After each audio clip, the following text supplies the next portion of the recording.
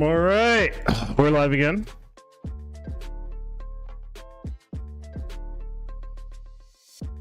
I want the head tap meme. Head tap.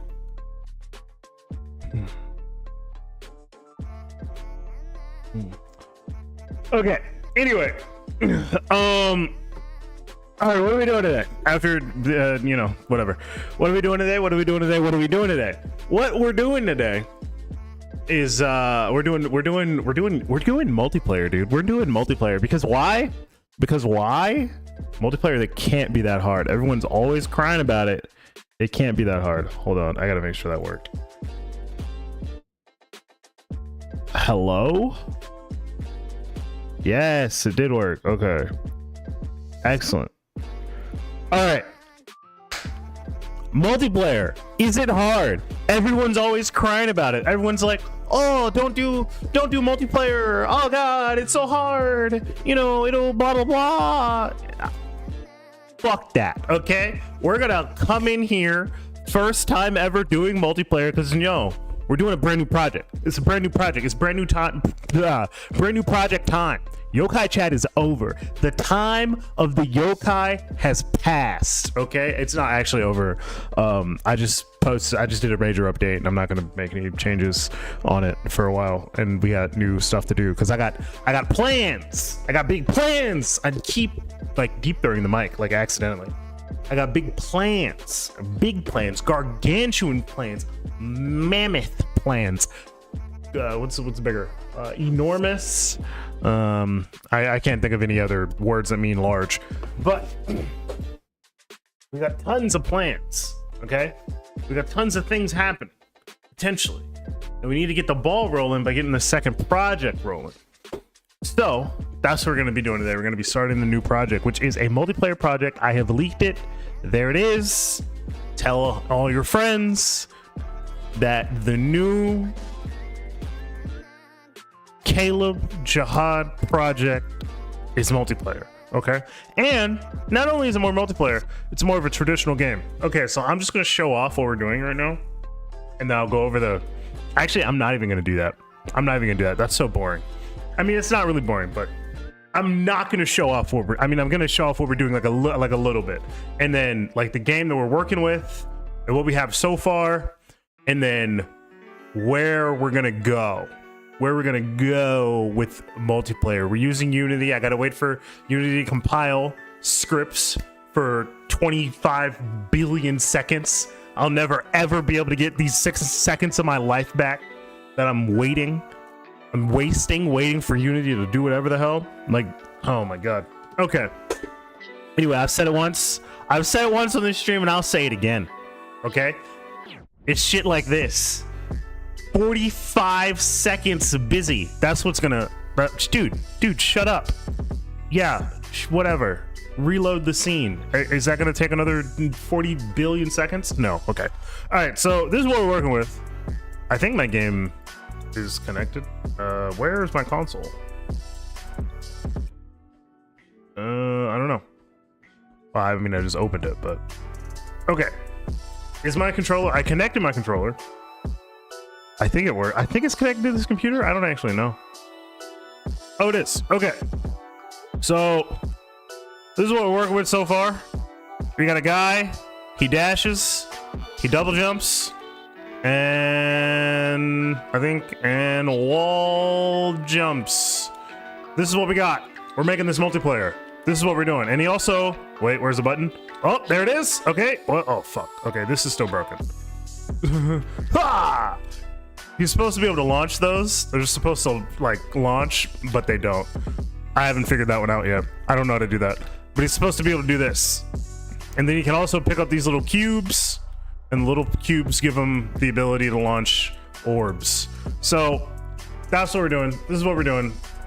This is what we're starting with. And we're going to make this multiplayer. And it's going to be easy. Because multiplayer is always easy. Remember that. I said it right now. Multiplayer is always easy. I said it. Okay. Now.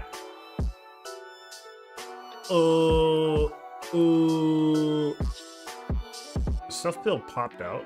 Are these like from old chat? Like, does any of this count? I have no idea. All right, so. Oh, okay. That one's popped out. Okay, I think they're all popped out. Okay, I'm not gonna minimize this. All right, so let's get started. Now, I've never done anything in multiplayer before, so we're just gonna start. We're gonna start small. Actually, we're gonna start with Chat GPT. These are my thumbnails. Don't worry about it. I love auto. Actually, we're gonna rename this. We're gonna be stream thumbnails, because we're gonna make stream thumbnails. All right, so ChatGPT, what do you know about netcode for game objects? I don't think ChatGPT knows anything, actually. Oh, netcode for game objects in Unity, huh? I like how this GPT that I made is like kind of smug. It's like, oh, okay. All right. That's a super interesting topic, especially if you're diving into the world of multiplayer games. I am diving into the world of multiplayer games. Unity Sage, thanks for asking. So netcode essentially refers to the networking code that handles the communication between different... This is the magic that let players connect in with each other in real time or turn-based scenarios, no matter where they are in the world. In the context of Unity, using with netcode means you're going to be working with... Okay, it doesn't seem like you know anything about it, actually. You do not know about netcode for game objects. Okay, for Unity developments, there are a few systems. All right, UNet, Legacy. And more recently, Unity Transport Layer and netcode for game objects package for game objects. Previously, multiplayer, or is it like high level, mid level API? I don't know. Let it ever to provide high performance, easy to use networking layer designed specifically for Unity game objects, built to be scalable. Blah blah blah blah bloobity bloobity bloop. Okay. So. Getting started involves setting up. Okay, blah blah blah blah. All right, let's go. Let's fucking go. Let's go. All right, you saw what we're working with, and this is what we're doing. Active Unity account with the valid license. That's me. Support a version of Unity. That's probably also me. I think this is a newer version of Unity. This is 22. This is 22.1. I think Yokai Chat's built in 21. Nope, they're both built in 22.1. Are there even any new versions of Unity out? Like, hello? Oh, there's 22.3. Dude, 2023 isn't even out yet. I mean, it like sort of is. Whatever. We're gonna get started with this. We're just gonna keep the same Unity version. Fuck it. Ah.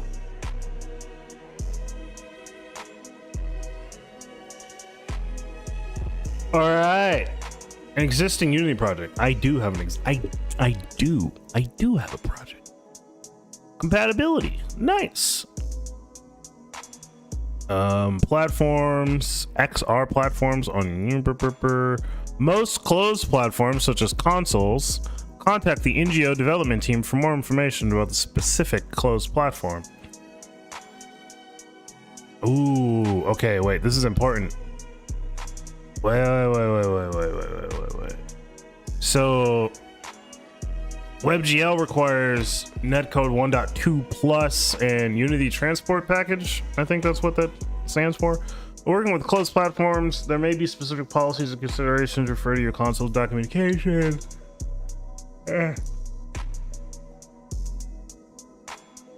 I'm not sleepy, you're sleepy.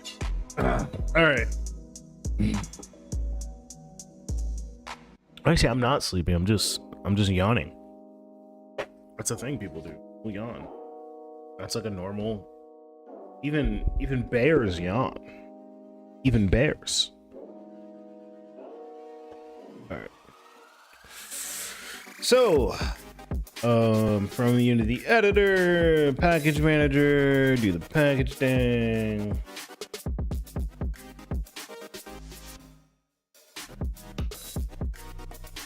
I didn't copy it all.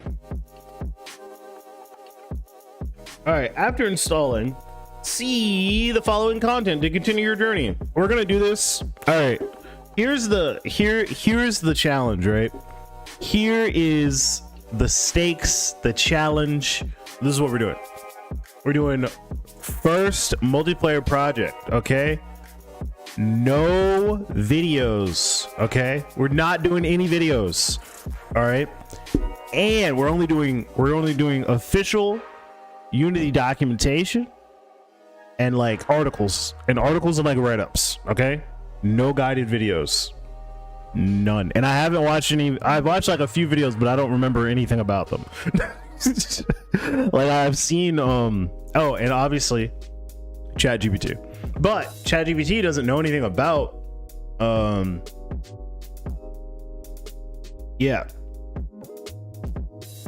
yeah, I don't think ChatGPT actually knows anything about this package because it's really new. I don't know when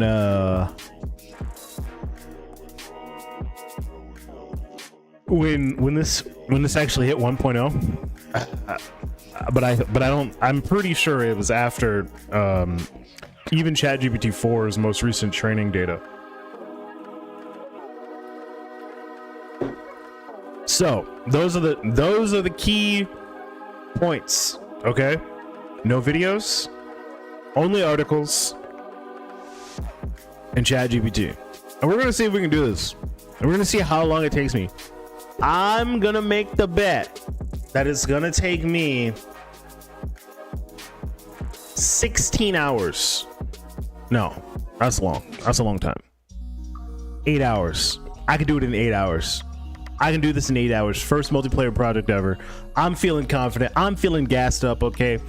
All right. We got a brand spanking new update out on Yokai Chat. Go download the Yokai Chat, by the way. And I'm feeling good about that. And I think we can do this. So I'm gonna do it. 8 hours. Start the clock. I'm gonna do it's gonna be on stream. Like 8 hours on stream. Who is this?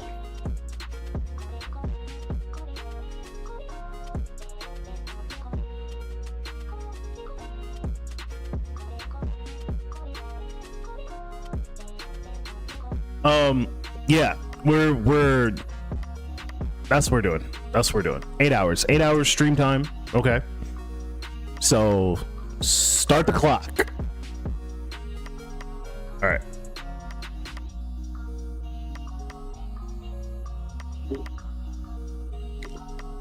And will I do anything off and no off? Okay. Here are the rules. No videos. No off stream like learning allowed. Okay, so I can't like go off stream then watch like 20 hours of videos. I'm not gonna be doing that. When I'm off stream, I'm watching anime. So yeah. Where is doesn't it have like a back thing on this thing? It's on the front. 8 chairs. I don't know how they work.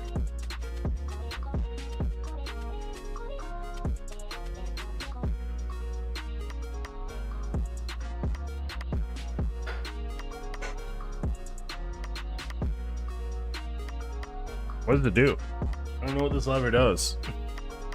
It doesn't seem to do anything. Alright, whatever. Alright.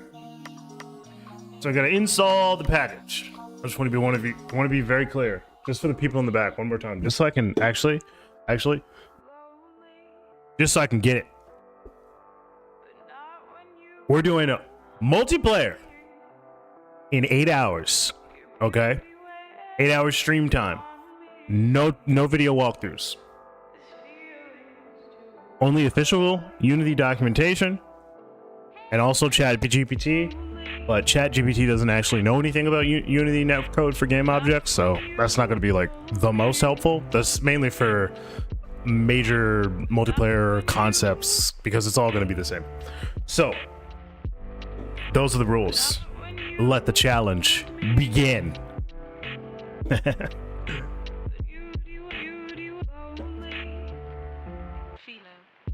Dude.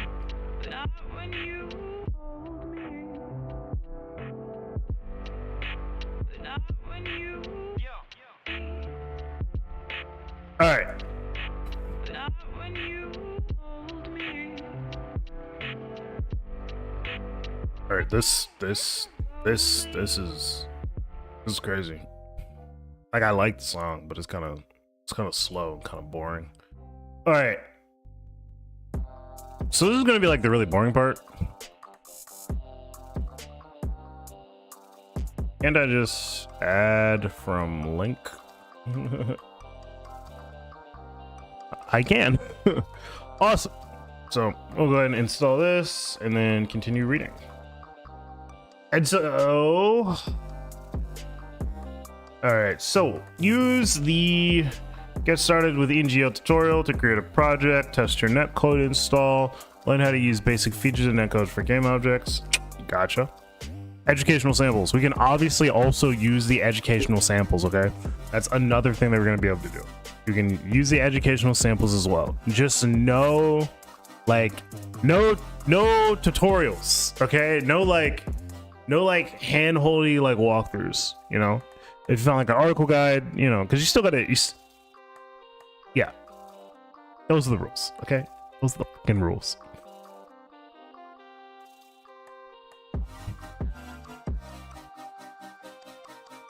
All right, so do we have now? Yeah, we do. And then is it also, what's this?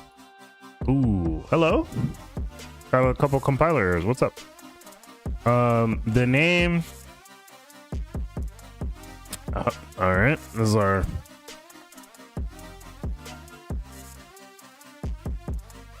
Find objects by type does not exist in the current context.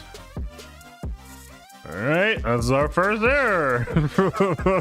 Starting off strong with the first error after a single package install. Let's go.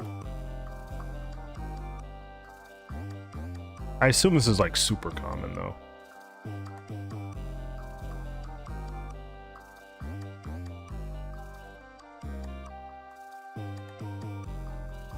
All right, up there it is. A fucking bug. Oh. Patch version ever since .6 is about 33 patch updates behind.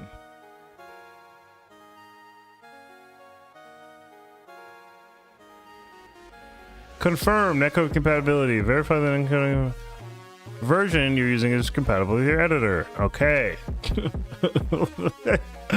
I love how strong we're starting. No problems. I'm not discouraged. This is fine.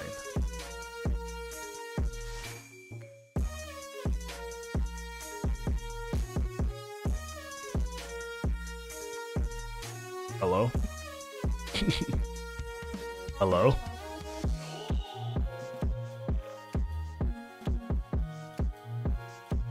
Yeah, I'm using Unity 2022. So I would assume that this wouldn't be a big deal.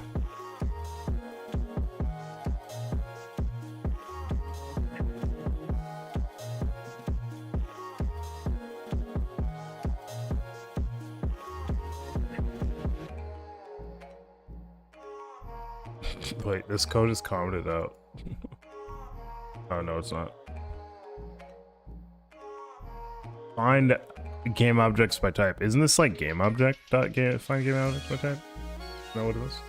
Game.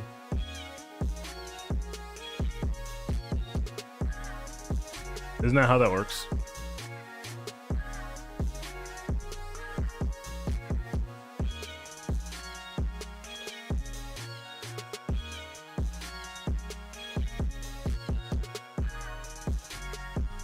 Oh.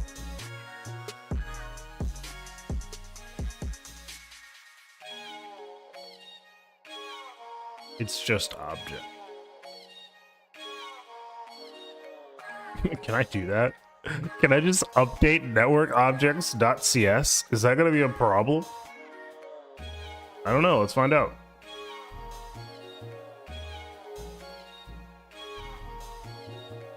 Yes. It is a problem.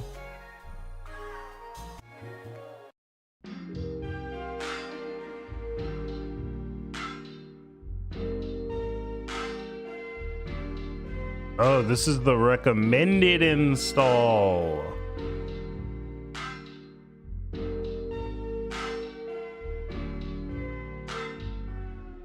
Okay. Oh, I see. I see.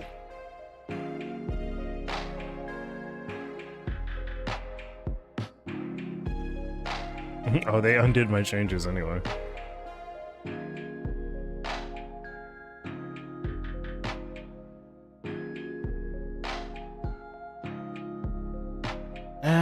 I'm not like super attached to the Unity version, but like, what's the main difference between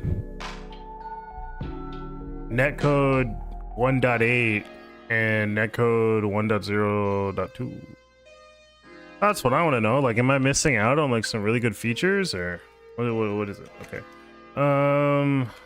Let's find out. Netcode for game objects. Version 1.8 versus. Oh god, fuck me. Oh damn it. Version 1. Nope, that's 2. 1.0.2.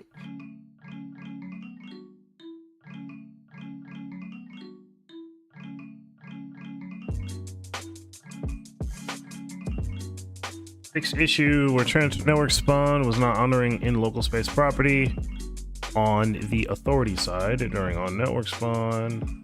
All right.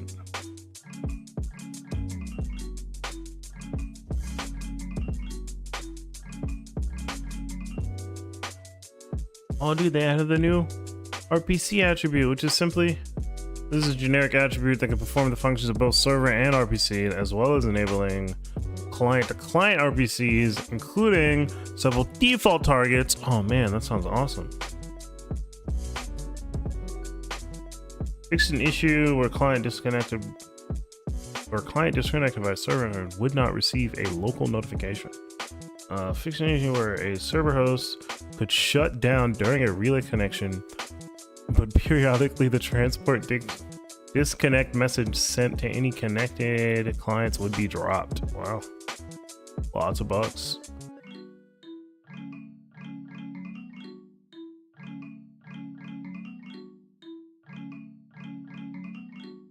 Yeah, they added like a ton of stuff. Expose network object get network behavior at order index as public API. All right, you know what? Fuck. I don't really feel like dealing with I've already started the project. My artist did tell me that it was totally fine to also I don't have any updated versions. I'd have to install a brand new version. Unity 2022.1 is the most up-to-date Unity version I have installed, so in order to actually like modify this, I would have to change like the actual editor version, Unity version I'm using, which would require me to like download a new editor install. It's not as simple as just changing the Unity version that we're using. I'd have to download a brand new one, which would take a while, and so I'm not going to do that. Okay, so I am missing out on a couple of things. It's all right. We're all good. It's all chill. I probably don't need any of this shit anyway.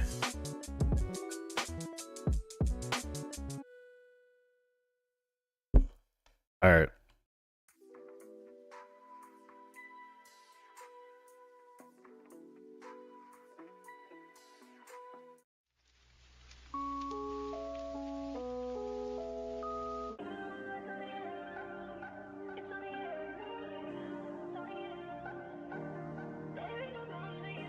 Alright, so we installed it.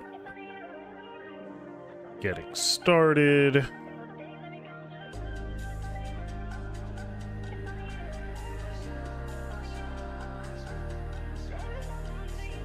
Burst compiler.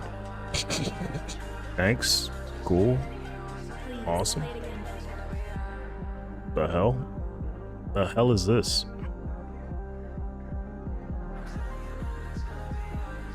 Burst internal Compiler error. That's rough, buddy.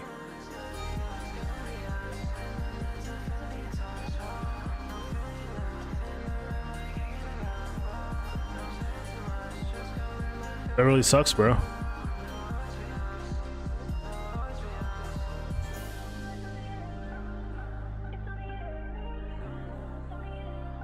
What is there? You're using a standard input module? You're using a standalone input module, which is using the old input manager. You are using the new input system. You have the old input manager disabled. This component would not work. I don't even know what the fuck this is.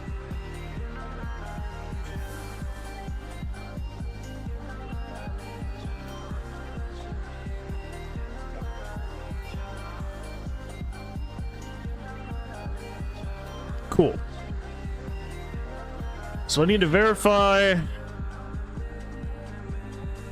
All right, what are we making? We're making a network manager.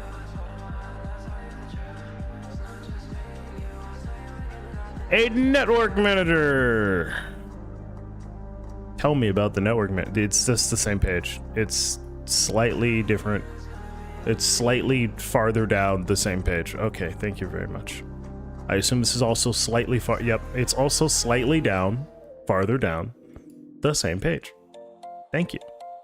I feel great. Thank you so much. Okay. Network manager. This section guides you through creating a network manager. First, create a network manager, and you right click and you click create empty, and then you add a network manager component. Wow. Select network manager, add component, blah blah blah blah blah. Yep, yeah, all right, okay, here we go. Locate the Unity transport section and then select Unity transport as a protocol type. Is that like a custom thing?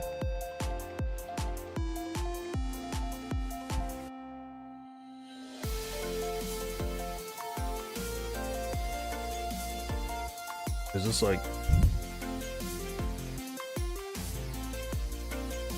Unity transport protocol? It's probably UDP, yeah. Okay.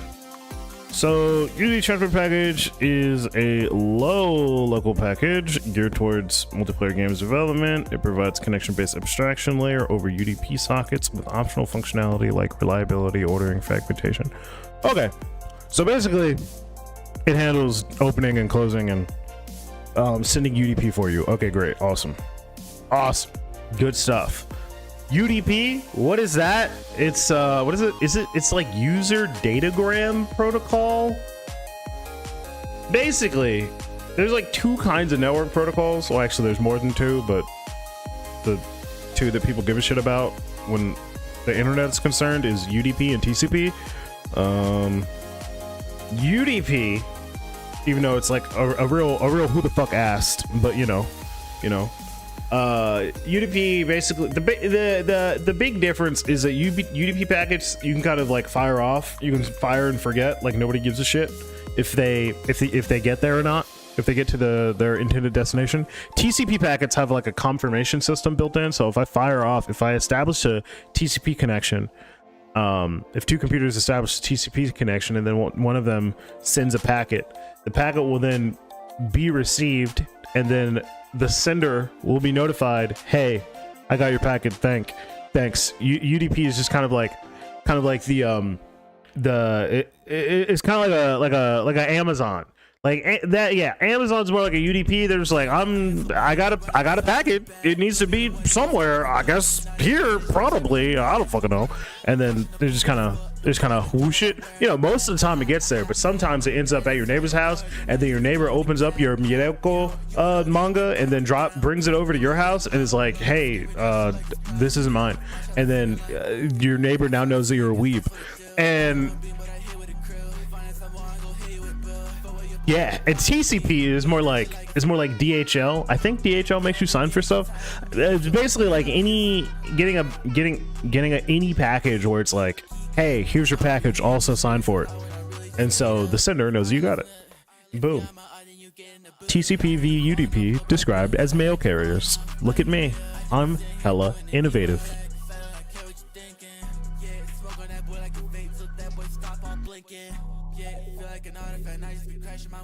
But more to the point though, UDP is what you're going to use for like YouTube, video chat, not necessarily streaming. Streaming uses a different protocol called RTMP. I don't know shit about it. I don't know shit about the RTMP protocol. And then what is it? Yeah. But yeah, and then obviously multiplayer games, because I just sort of want to throw my packet in your general direction. If you get it, get fucked, I guess. But eventually, what the fuck am I listening to?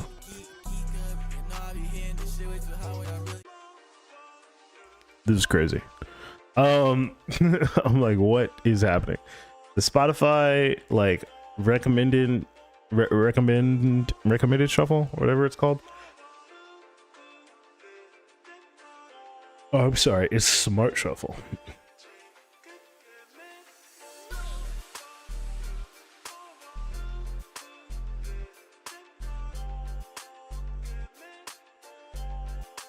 I think I might turn it off actually.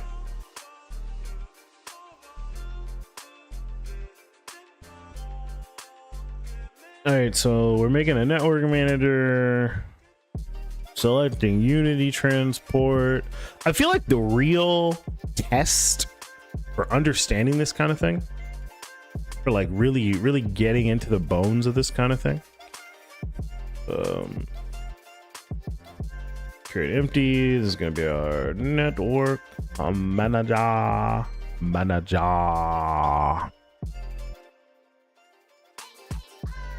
What the hell's a billboard window? What the fuck? Open docs. Additional tools for multiplayer development by installing tools packages. What is the tools package? Oh shit.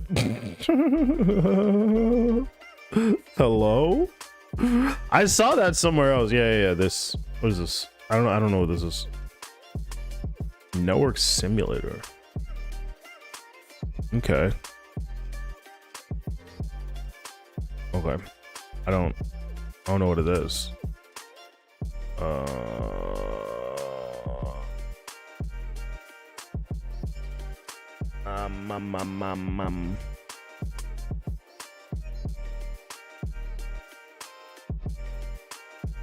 Caution. Network Game Manager does not update the legacy profiler. Wait, what? Netcode for Game Object does not update the legacy profile modules, network messages, and network operations. Okay. Also, that's another thing we need to do. I'd never profiled my game ever. I just kind of like ship it. I've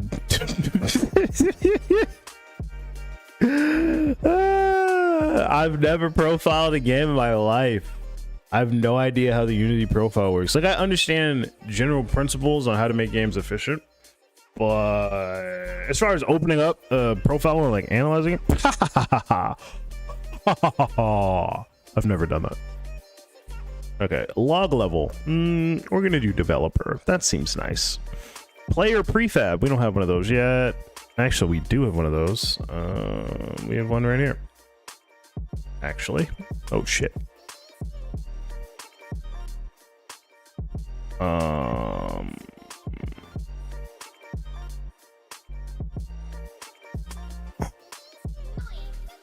So I just want to be clear, like it's not in the scene, but the player prefab, like all that stuff is from a package from 2D platformer controller, because I was having a nightmare of a time putting together a 2D player controller. I know, and I'm like, oh yeah, I could totally like master multiplayer, but it's like Well, first of all, I didn't say I could master multiplayer. I said I could get it multiplayered in 8 hours. That does not mean that I mastered it. To be fair, to be clear, okay?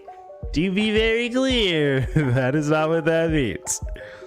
But yeah, I basically installed a package because I was like, it'll work better. Like, I'm not trying to build 2D controllers. Like, yeah, it's like mildly important, but it's not pivotal. Bro, it's not pivotal, bro. It's not pivotal to my game design.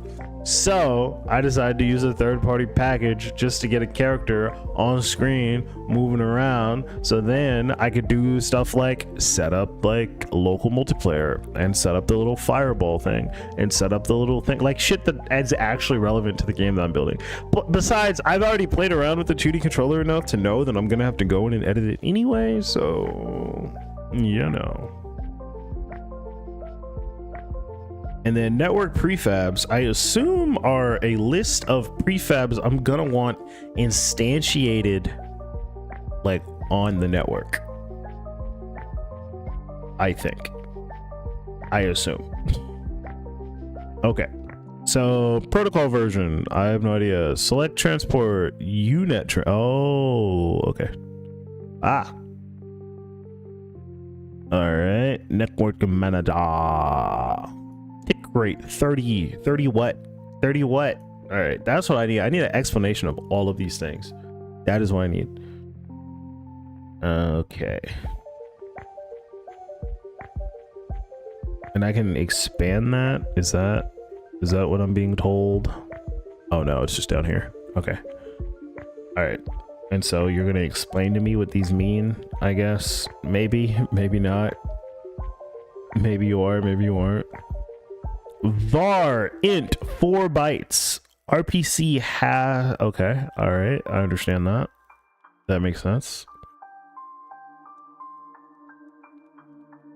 Save the scene. Create an object to spawn for each connected player. I did that. When you drop the prefab into the player prefab slot, you're telling the library when a client connects to the game, it automatically spawns this prefab as the character for the connecting client. NGO won't spawn a character object if you don't have any prefab set as the player prefab. Refer to player objects. In this section, you'll go through creating an object that spawns for each player. I already have that. Yep, I already got one of those. Yeah, with the player selected, open the add a network object component to it. I haven't done that yet. All right, so we got our little dude. Make a player. Yeah, I'll just edit my prefab. Delete the player from the scene. Select network manager. Player prefab. Drag the player prefab from the yep. Okay, dude, that's how to use Unity, bro. You should just say add the player prefab to this player prefab like component or reference or whatever it's called, whatever they called it. What do they call it? From the project tab into the player prefab slot. Yeah, there you go. Add a 3D plane. Is the plane considered a what is it? The plane adds visual reference point. The visual is the player prefab solution, but it isn't necessary. Save your scene. Add your scene to the build. Oh yeah, I gotta build. Wait, really? We're already doing that? Oh man, okay, yeah, this is what I wanted to set up. I wanted to set up like Jenkins or something for, so because I have a server, right, and I just wanted to use that server as like general development. There is a zit on my face right where my glasses touch my nose bridge. There's a zit right under it. Feels so bad, and I don't know why this happens to me. This is so unfortunate. It's like when I had my panel and my face was like, I'm gonna give you like 4 zits now, thanks. It's like, oh cool, I thought we were in this together, but I guess not. Fucking dickhead. More like more like fucking pimple head, dude. Fucking blackhead. Holy shit.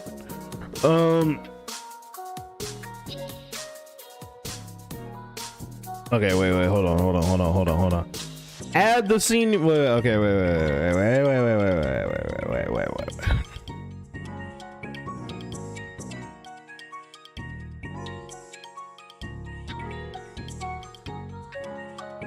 Network object.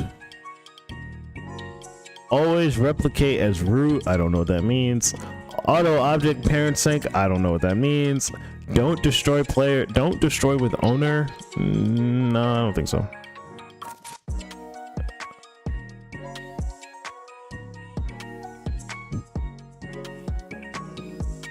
Alright, so this scene is gonna be our save as scenes. This is gonna be our multiplayer, our network. Yeah, I'm just gonna say multiplayer. I probably know what that means. The multiplayer scene.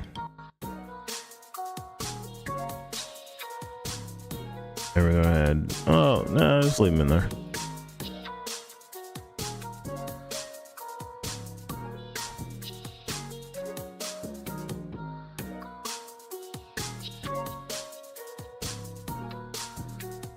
Okay.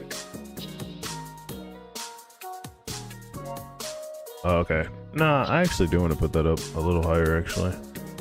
Because I do kind of want you to, like, fall in and, like, drop in and stuff. Alright. That's pretty much already at 0, but, you know. Yeah. Alright, so we added our dude. Add a plane. I don't need to do that.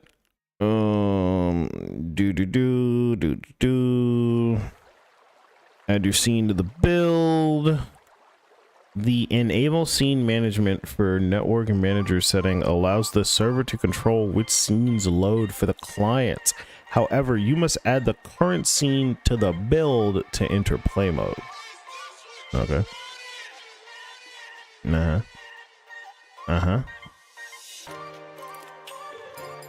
This action guides you through RPCs. This ought to be really fun. Remote procedure calls, I think that's what they're called. If you don't already have a scripts folder, create one now. Okay. Test RPC. Alright, right click scripts, create script, do RPC test. Add a component to the player prefab. Oh, like actually. Okay. So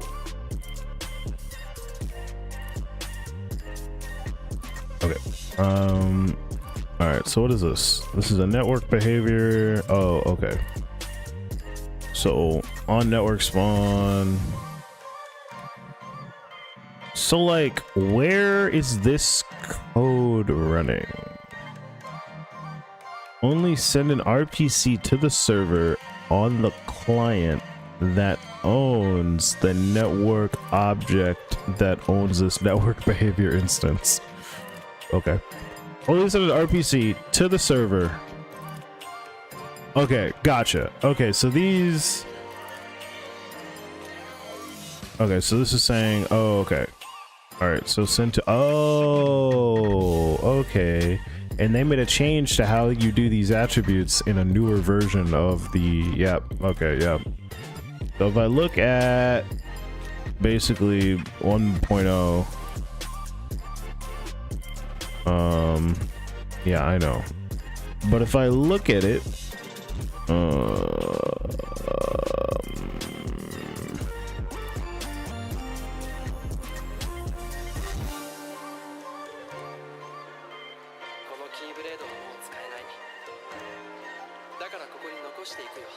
network command line.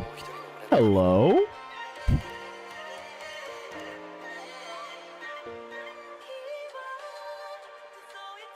Yeah, because I'm not using version 1.8. Is there a reason why I switched? Should I have switched? I feel like I shouldn't have switched. I feel like I should have just stayed with the version that I had. Oh wait, no, I was getting an error. Right? That's why. I think that's why. Hold on, wait, hold on. Hold the phone. Reset auto add network object. I don't know what the hell that means. What if I just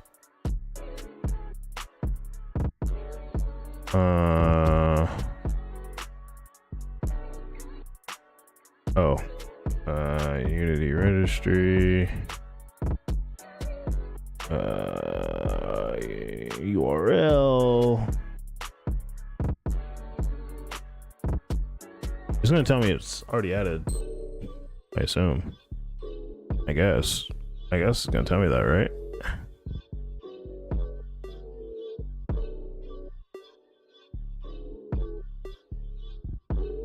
Oh no, it's like reinstalling the other one. Okay, hold on. Let's try something. Okay, so this is gonna tell me. Okay. I assume this is a persisting compiler. Yeah. The current scene was not found in the scene. Okay. Oh, yes. Gotcha. Okay.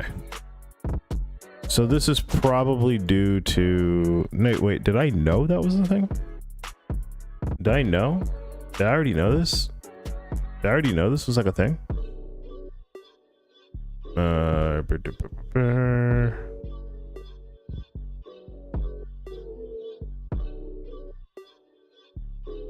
Yeah. Does not exist.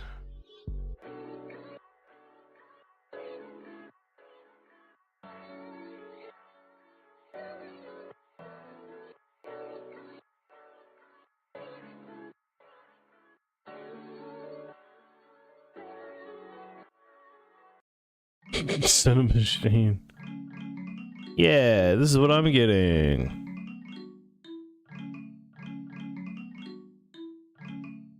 Bugs appear.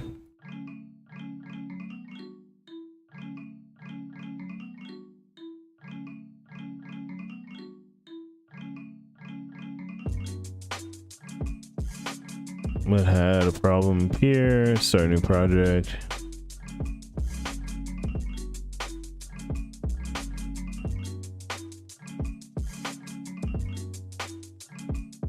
Okay, that's why. Okay, I was like, wait. I forgot, and then I remembered. Because this is why we're having like weird issues with network objects. Right, and I can't install a new version because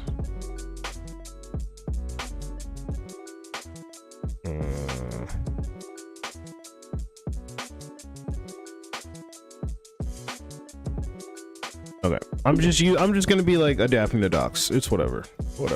I like these docs. These docs are nice. I'm just gonna be using the 1.0 docs.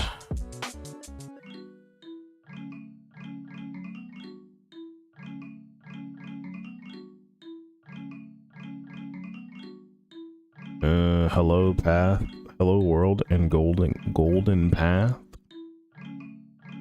Yeah. Unity transport, select network manager. Yep, that's all the same. All right.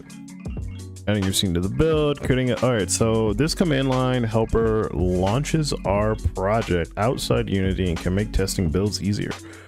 Right click the asset folder. Okay, I already have that. Script called, right click on the script.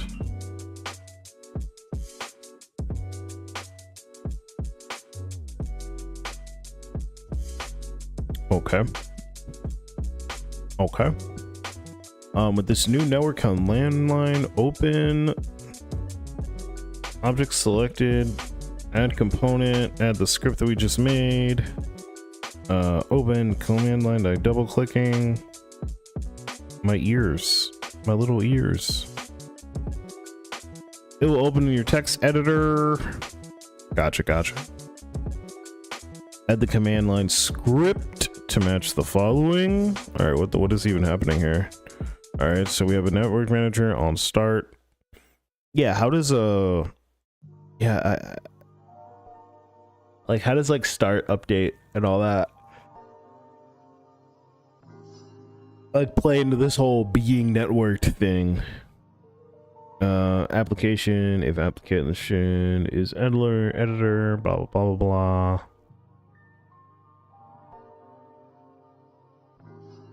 Try get value. Okay. New, oh, okay, I see. I guess I'm supposed to run this with some sort of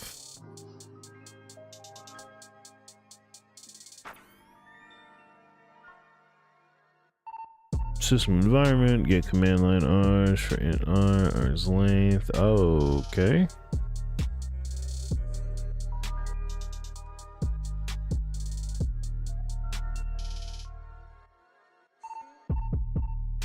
Neat.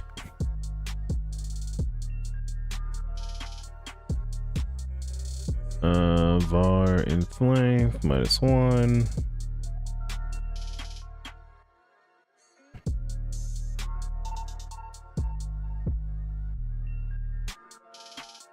Okay.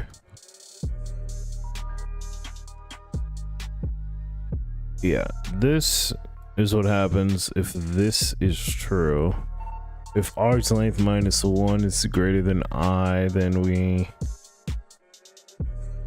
assign the value of args I plus 1, so we don't go out of bounds.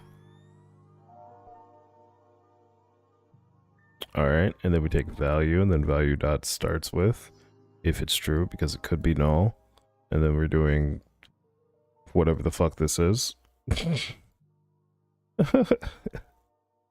And then we're basically re-signing it again. I don't know, this is like a null coalescing operator. I hate all this shit. I find this very unreadable, but whatever. I guess I'm just retarded. Fuck me, I guess. Paste the copy code, save your changes.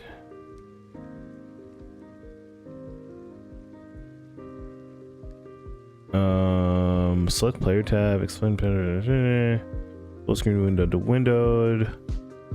Testing the command line helper. Now we'll test the command line helper. Select file, build, run. Create a new folder called build. Save the binary as hello world. Your project will launch. You should see the plane. Quit your app. Now launch from the command line.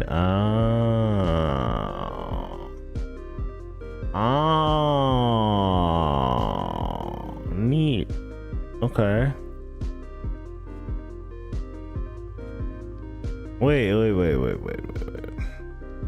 So you're telling me that Unity, that I could just pass in, wait. So if I have a script, so you're telling me I can have numerous, and this isn't start, this isn't even in awake. So you're telling me if I start a Unity executable with command line arguments, and if I start a Unity executable with command line arguments, I could just grab them. I could just grab them. No shot. No fucking shot. That's crazy. That's crazy, dog.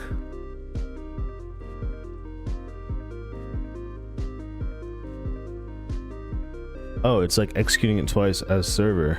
Nice. Nice.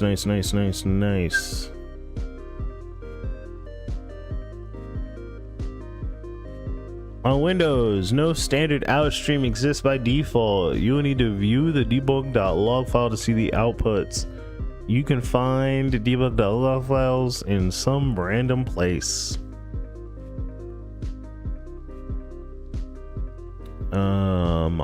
Alternatively, you can modify the Windows commands to create log.text.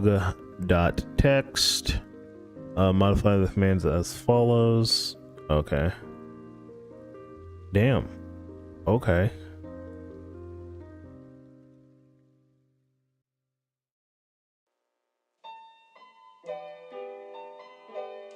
What does it say? No standard outstream exists by default. Okay. Can I make a standard outstream? Can I just do that?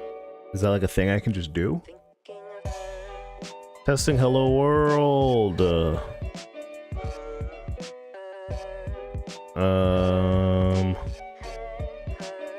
Click play.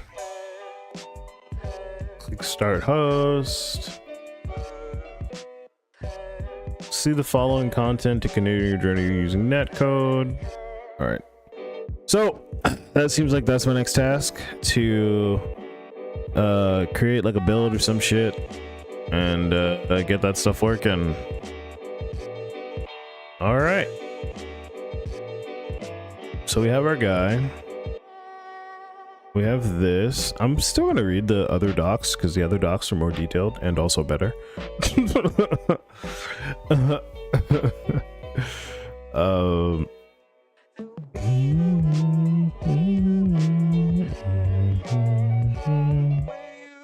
With the Golden Path series.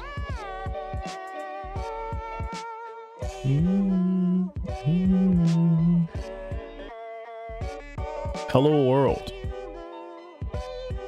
Building blocks, adding scripts to objects, editor modes, basic player movement, basic RPC, and network variable use.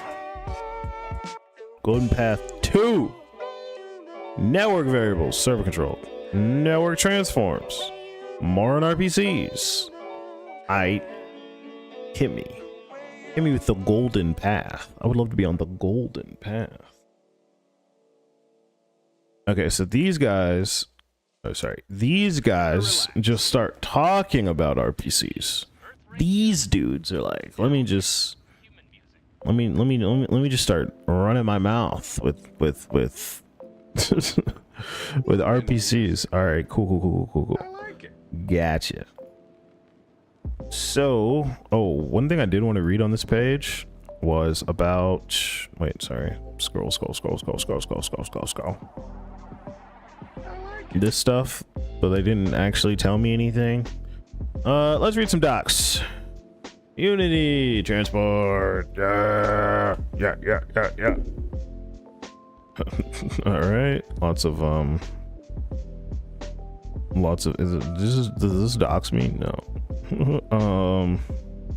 I mean, it does tell me that it does leak that I'm American, but I feel like that's kind of fucking obvious, so.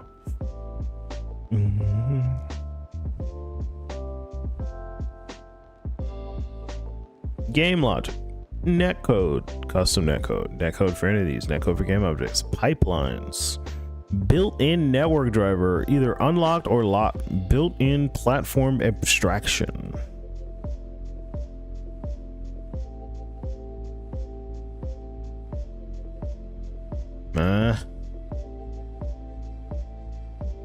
That's me. Note, this package should not be confused with the network transport abstraction in netcode for game mode. Please see transport section of this documentation for more information. Okay. Oh, shit.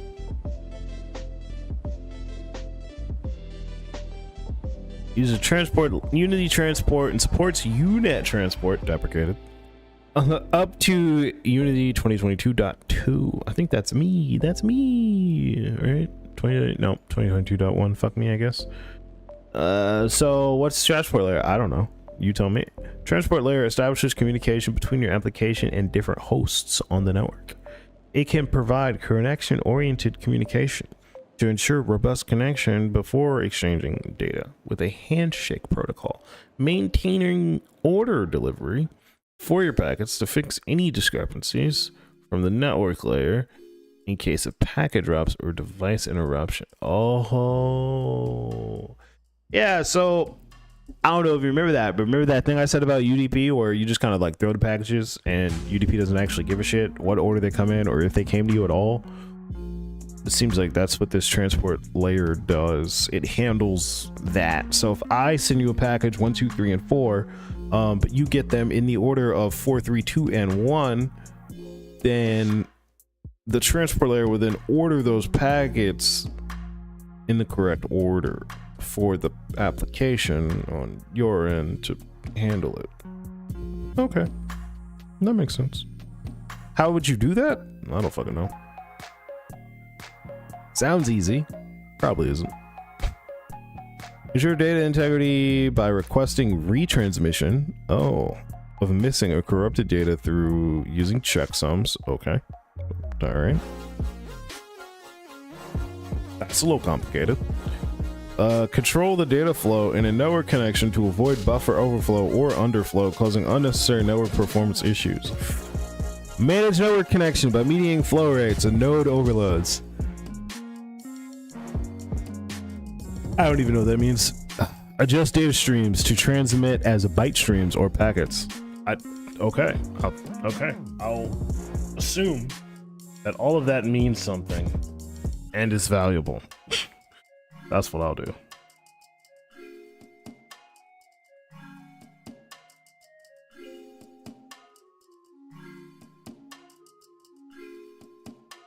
Alright.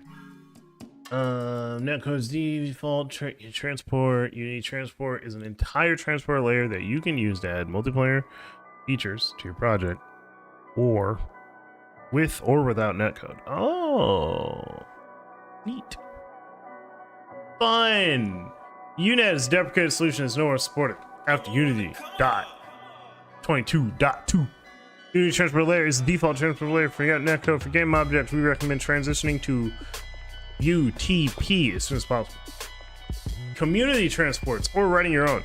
You can use any of the community contributed custom transport implementations or write your own.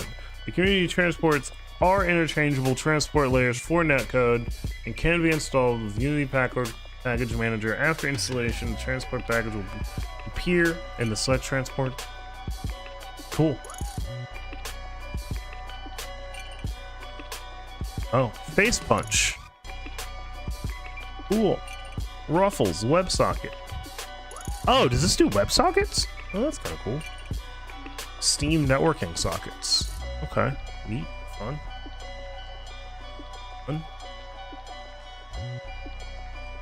Community contributions to Unity Network products and services.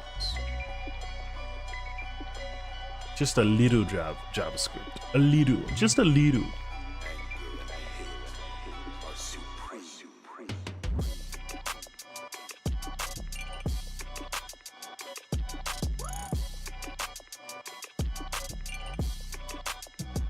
I assume everything's like still streaming.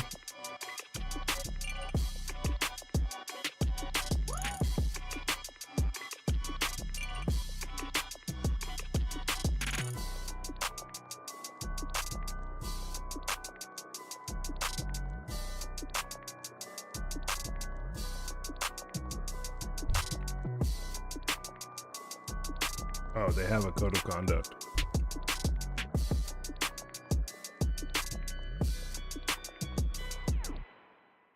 Okay, I just wanted to read about that a little bit. We're just kind of ingesting information right now. We start bashing our head into a wall. You know, before I start bashing my head into a wall, you know, I really like to get to know the wall. Like, what is the wall made out of? You know, how long has it been here? How, you know, how many other people have bashed their heads into the same wall?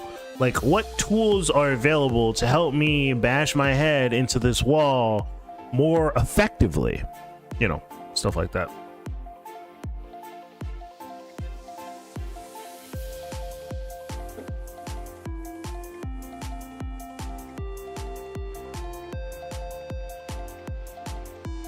Nope, that's my Discord.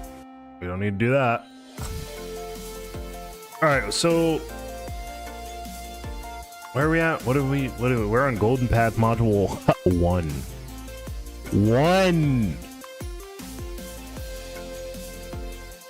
But I didn't even do this shit yet. So I guess we're gonna do this. We're gonna yoink and do what the machine says. Gonna do Control Shift in. Yeah.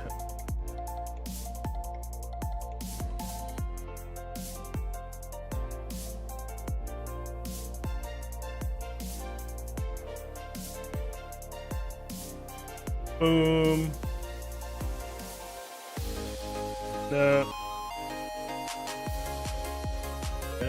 Or inline script.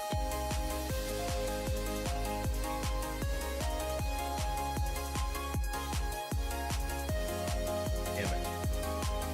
God damn it. Dude, what are you recompiling? What are you loading? I didn't even change anything. Like, bruh.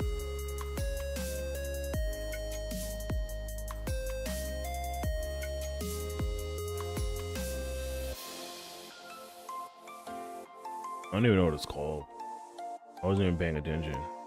Oh, it is called Network Command Line. Wait, is it really? Oh, that's crazy. What are you crying at me about? I don't know.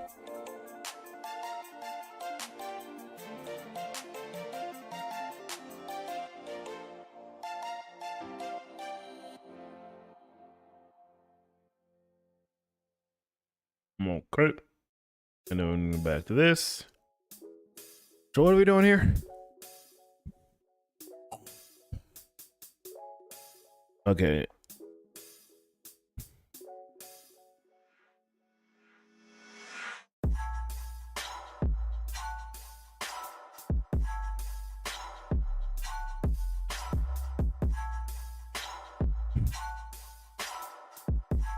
Paste the code. Back to the editor, player settings, edit tab, and then you want me to build? You do want me to build. All right, let's make a new folder in our documents.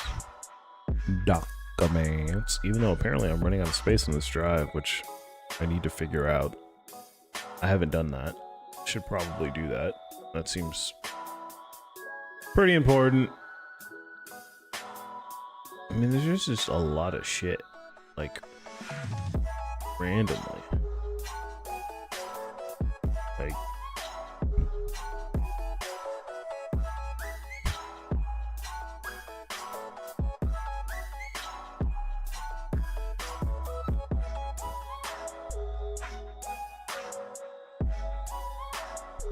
Like, I feel like I shouldn't need this many folders.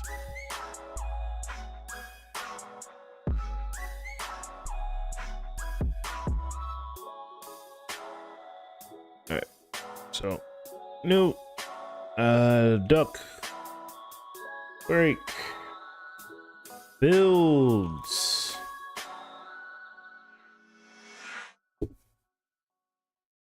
In my mind, duck break is like a simple game. But I guess it's like the problem, right? Like, my mind isn't correct. Like, in my mind, I'm like, oh, dude, this is like easy. I can get this done in like a week.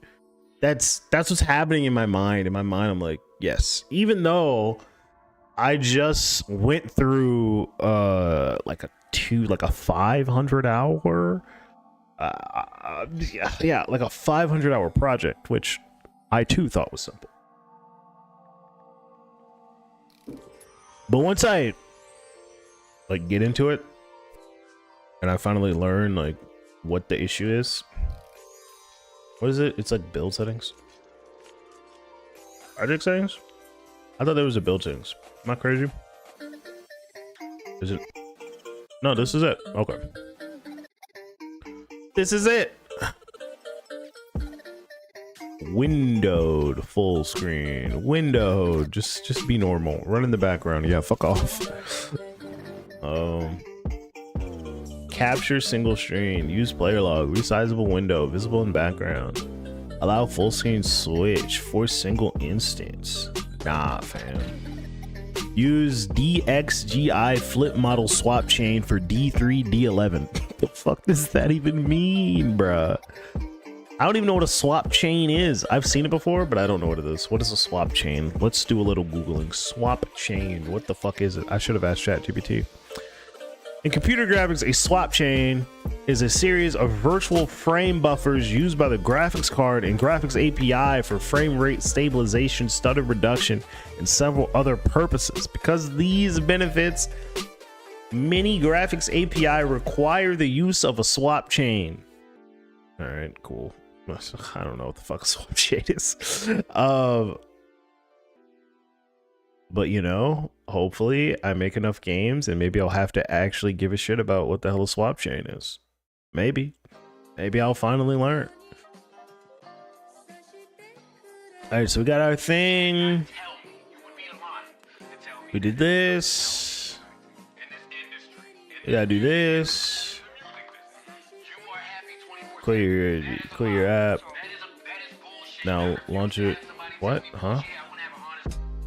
Create a build. Save as the wait. Yeah. Create a folder. Select build and run. Folder. Save the binary. Project will build. And you should see the plane. Okay. So we're just doing a cute little test build, I guess. All right. Stock that bad boy, because we're always in these settings. We're always in build settings. I live in build settings. I stay in build settings. Actually, wait, no. I want to be in build settings. I don't want to be here. I want to be in build settings. Boom. Get the fuck out of my face. Get the fuck out my face. Because you can open player settings from build settings. So Intel. No, I don't have an Intel anything, but okay, whatever. Create Visual Studio solution, development build, auto connect script debugging, wait for managed debugger. I assume that means managed debugger from Visual Studio. I assume that's what that means. I think that's what that means. You can do I think that's what that means. All right, so if we build and run, and we go here, and we go to our duck break builds, and we select the folder, and then we can wait 5 million years. Like this process, I need to figure out how to automate. I'm thinking like, so I set up a Jenkins server, right? Step 1, set up a Jenkins server. Step 2, figure out how the fuck to do Unity build automation. But it's like, if Jenkins can already do it, I should probably look into that. Is there like a way for me to build like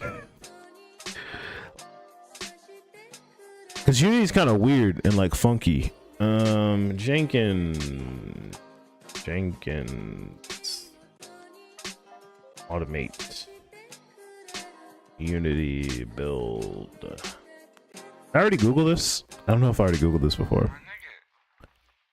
There's some ways. Here's some steps. Okay. Set up auto scaling group with build service AMI. I don't know what that means. Set the auto scaling group to attach when a specific when a specific ENI each time it's launched. All right, here's a game. Here's a game. Here's a game. Boom, there it is. Boom. That's it. That's it. There it is. There it is. Build successful. Excellent. Beautiful. Okay. Quit. And so now they want me to launch it from CMD. You know what I didn't do? I think I have to. I can do this. Oh, wait. Does it like auto get it?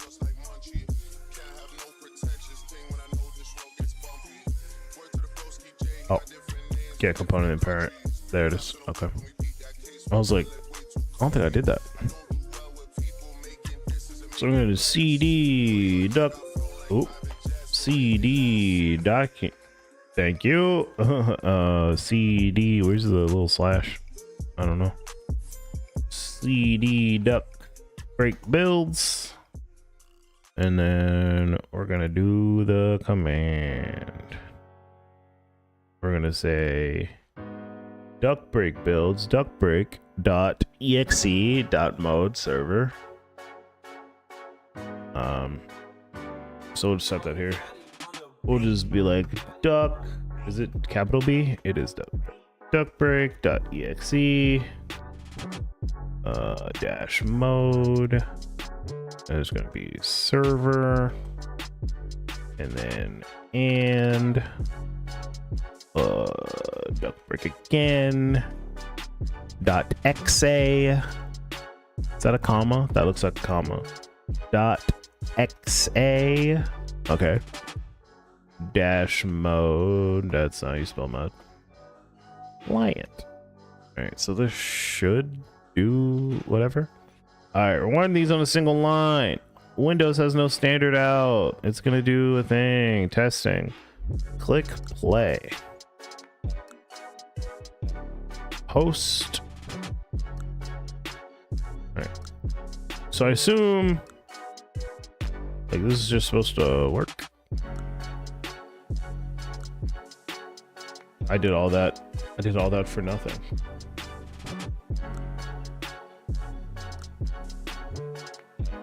Okay, we got one. Oh, shit. You see him? There he is. There he is. He spawned in. He spawned in. He spawned in. That's cool.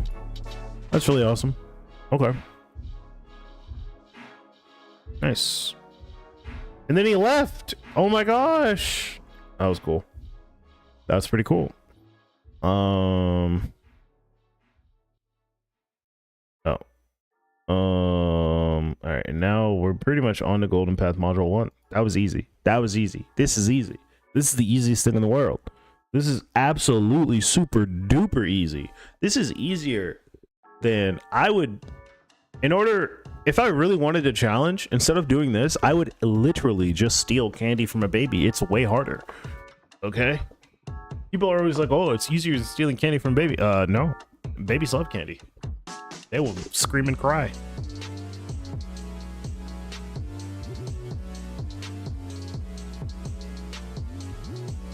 I'm glad this song kicked in right at my hype moment where I'm like defeating multiplayer.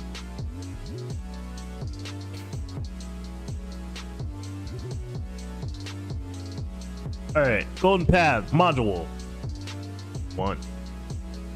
Adding scripts to my objects. Oh, actually, here's something I want to test out. All right, so I got a controller. All right. Does my controller work? I don't know. I don't know if my controller works. Let's find out. I don't know if my controller. I don't think it should, but maybe it will. I don't know. Oh, my controller works effortlessly. Love that. Big fan of that.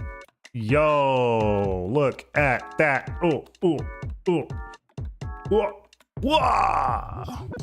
Yeah. Those are supposed to. They're supposed to. Pew. They're supposed to fire, but they don't. Boom, boom.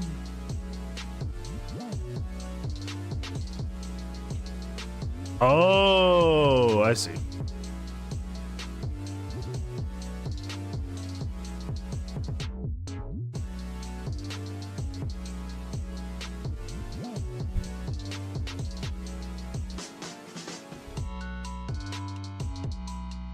Boo, boo, boo.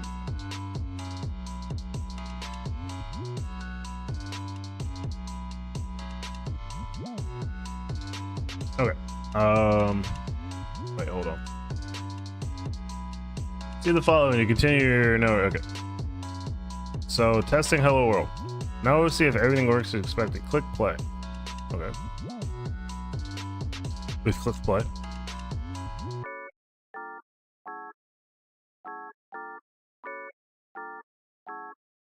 Where to go? What? It's probably. Okay, so here we can say start host. I guess. What do you say? Yeah, set start host. Syncing time to clients. Okay, so this is our host. So if we were to launch one in client mode, I have no idea. Oh shit! There's 2 of them? Wait, no, there's 2 of them. There's 2 of them, right? Yes, there are. There is 2 of them. But their movements are not synced. Movements are not synced, and also, what if I can, like, get them to... What if I can... Yeah, there's 2 of them! There's 2 of them! Damn. There's, like, a way that you can get them to, like, decouple. But my control is controlling both of them, which makes sense. That makes sense. Okay. Yeah. Okay, this is it. It's the movements aren't synced, but I'm not syncing the movements. I haven't like selected that. Okay, wait. Here's a cool thing. Can I figure out how to sync the movements? Just by like reading.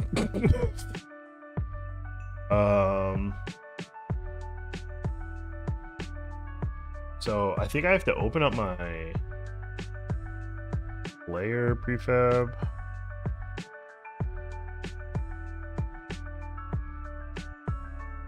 And there's a thing. Nope. That's not how you do it. You do it somehow. I just don't know how. Always replicated as root. I don't know what any of this means. Alright, that's not it. Pick rate, performance, spawning, force.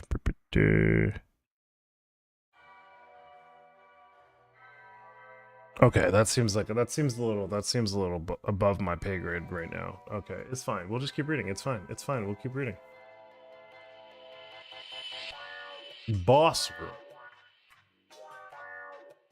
Getting started. Boss Room is a fully functional co-op multiplayer RPG made with Unity netcode. It's an excellent educational sample designed to showcase typical netcode patterns that are often featured in similar multiplayer games. Please note, Boss Room is compatible with the latest Unity long-term support editor version. These include standalone for Windows and Mac in your installation.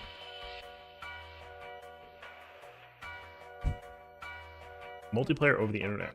In contrast to running a local setup, when playing over the internet, we don't necessarily need a built executable. You can run the game in the editor. Running the game over the internet currently requires using port forwarding or integrating Boss Room with Unity gaming services, or just, you know, integrating it with like anything else. Now, I'm gonna do my multiplayer hosting on... Actually, PlayFab is kind of expensive, so maybe I won't do that. Maybe I will. I don't know. PlayFab, I thought about doing it on PlayFab, but PlayFab's kind of expensive. I think I should use PlayFab for this, for sure. Actually, did I import the LI package? I think so. Judging by my lack of folders, I believe the answer is burst. Oh.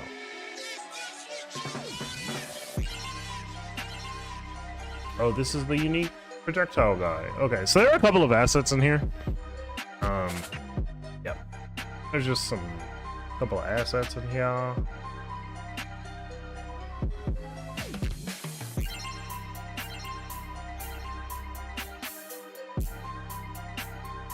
URP, SRP, HDRP. I don't know what pipeline I'm using. Anyway, I don't know. I think there's a way to find out. I just don't know what it is.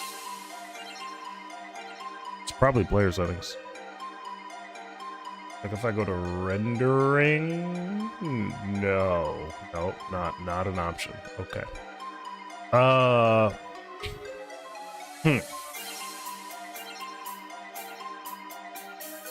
Graphics, URP. Okay, I'm using the universal render pipeline.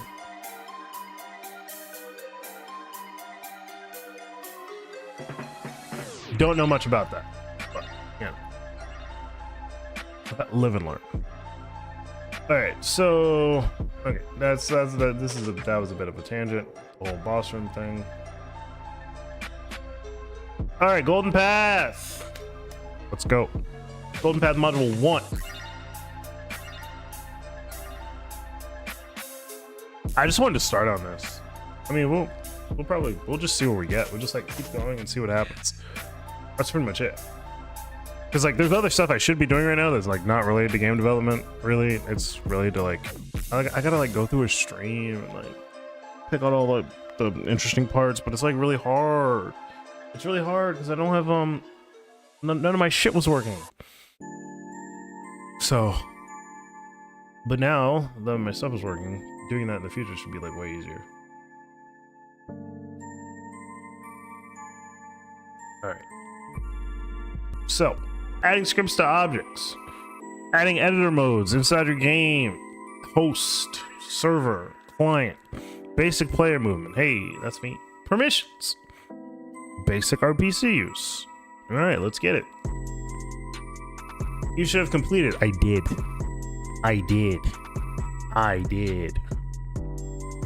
Open Unity Hub, assets, scripts, hello world player. All right.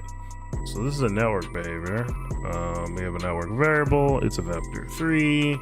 It's a position on pawn if is owner move. Move if network manager dot singleton is server. Random position, get random position on plane. Transformed up is okay. So it's just randomly setting our position. Randomly, and then submit position requests to the server. I assume. Oh, and then this is like a server art. Oh shit. Wait, what? Wait, this is funky as fuck.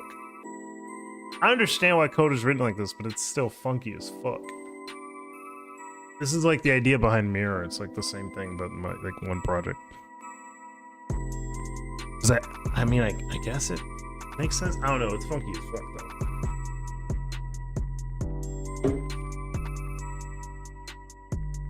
So server RPC submit, and then okay, the RPC params are wait what?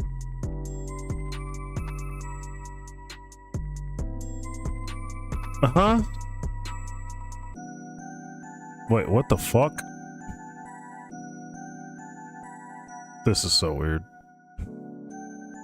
Didn't you just set this value? And then you're like setting it to something else? So... Oh, okay, wait, hold on. So if network manager.singleton is server, I'm not sure what that means.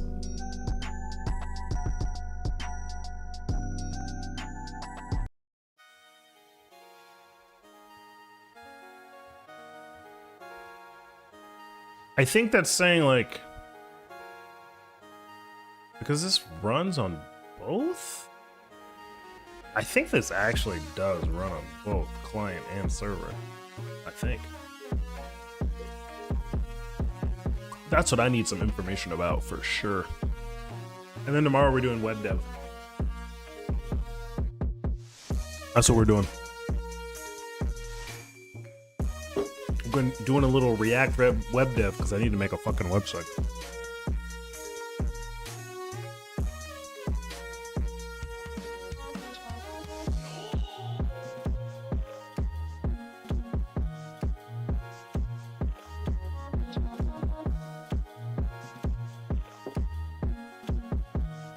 All right, so And then update, our update function we know and love.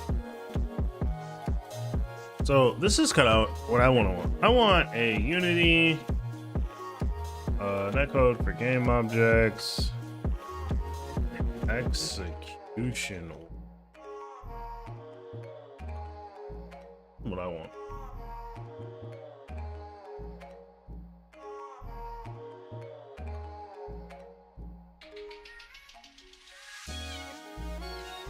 What is it? I was perusing on the network transform code to figure out why my camera cannot track network transforms on the client. Disallow multiple component. This is needed to catch the update time after the transform is updated by user scripts.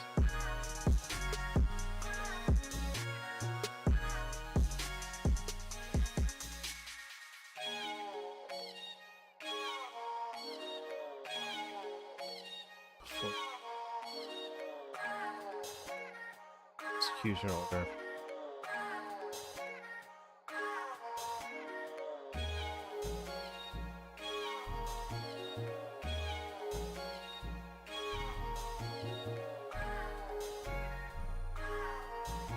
Also, if the setting the execution order.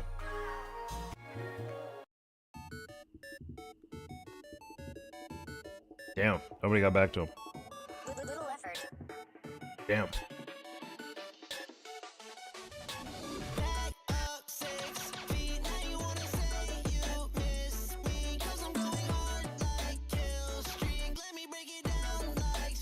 Because I guess to be more specific, right? My question is, okay, we have this single script. The idea is that the single script runs on the server and client. And I assume if it's got the attribute server RPC, it only runs on the server. But it's like this. Does this run on both client and server? Flag conceptual knowledge.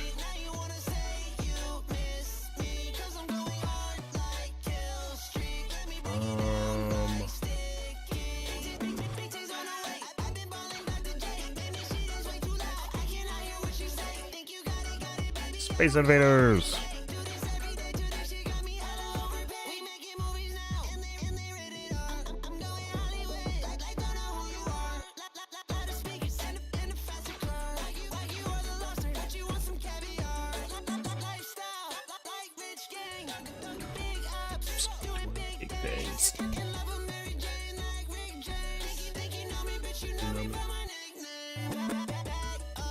Hey, I know this song.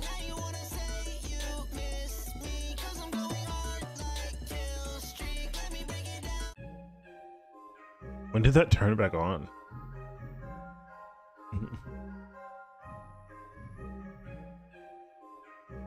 Okay, so. Okay. Tip. You can copy that. Yeah, okay, gotcha. So this is the Hello World Manager. On GUI. I thought they removed the on GUI stuff. I don't know. Who knows? Status labels. Lots and lots. What the fuck is happening? Is this like a compounded ternary? Okay, dude, I'm sorry. Ternary operators are so fucking hard to read. I'm so sorry. I despise them. I despise them. All right, so is host.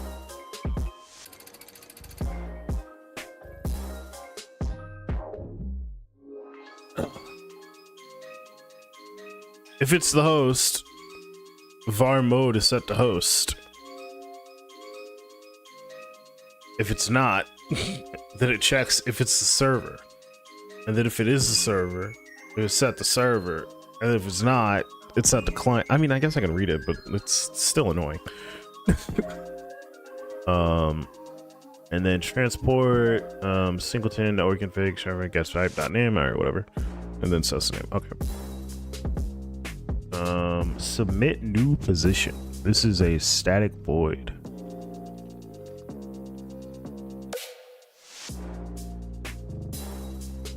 If it is server, move.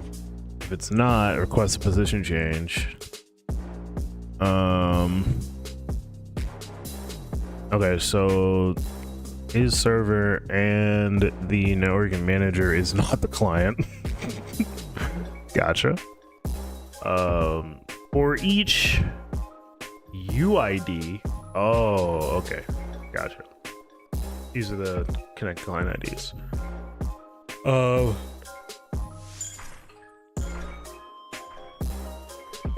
Get player network object based off of a UID, get component, and then you're calling move on it. Okay. If this is not true, then you have to get your local player because you're a loser client. And then you call move on it. Okay. And this is where move is defined. It's public. This is a private. Okay, and then okay. I see. Okay. I see what's happening. Okay. I see what's happening here. I see exactly what's happening here. Okay, this is so easy. I mean, this is. I think that's the point, right? Though, right? That's like the point. The idea is that this is supposed to be like the baby's like first like multiplayer game. Like it's supposed to be easy. All right, so we're gonna do no fuck. The hello world player. I don't know. I don't remember if that was right.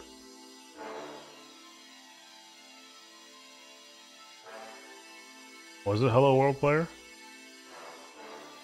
It was. Okay.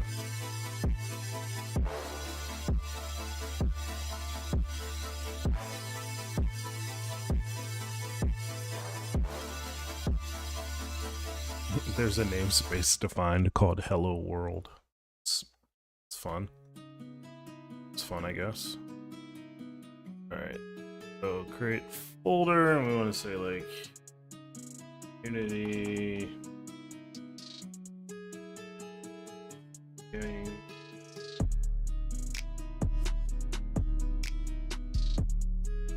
golden path. Golden path scripts. Then we'll make a script in here, and we'll call it hello world. Hello world manager.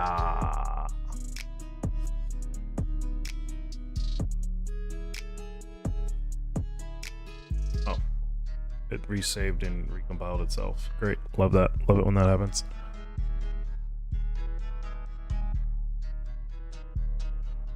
I mean, I could have just created it in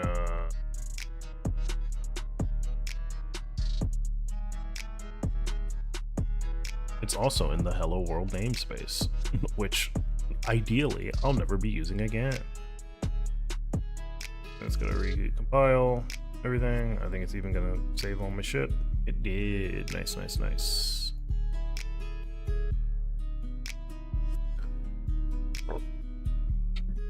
Ugh.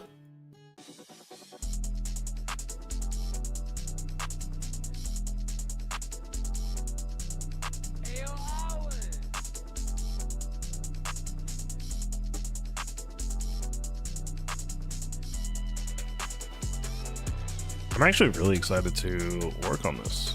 This is very, very exciting. So I see what's happening. The thing I don't... Oh, fuck. I don't have my utilities in here. We're gonna need to import my utilities. I don't know where it is though. Assets. Import. Asset. Think documents. GitHub. Is that it? Oh. I don't know if that's it. I don't know where it is. That was it. Was that not it? Let me check. Hold the phone. GitHub.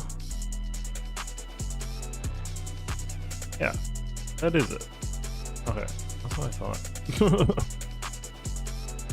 Although I haven't updated this. I think we can actually just import everything in here. Because this is DoTween. We want DoTween. That's... We probably don't need the mobile event, mobile dependency resolver. We do want PlayFab because we're gonna end up installing it anyway. Ooh, we even have the PlayFab item creator. That's fun. We do want PlayFab editor extensions. We do want PlayFab SDK. What scripts do we not need in here? Actually, we need a lot of these.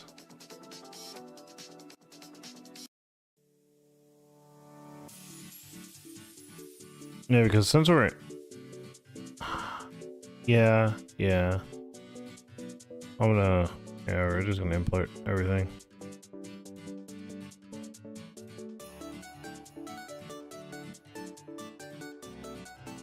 I might make like a non-PlayFab version, but then I have to like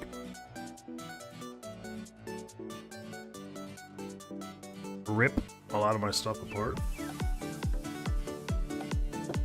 The reason why I'm downloading this package or installing, I mean, it's my own baggage, but because there's a lot of like helpful stuff in here. I don't know if any of the old, I don't know if there are any improvements from, I don't know if there are any improvements from the late development in Yokai chat that are worth bringing over. I don't know what those are. So, I don't know what they are. I straight up just don't know what they are. Oh, there's some stuff in here.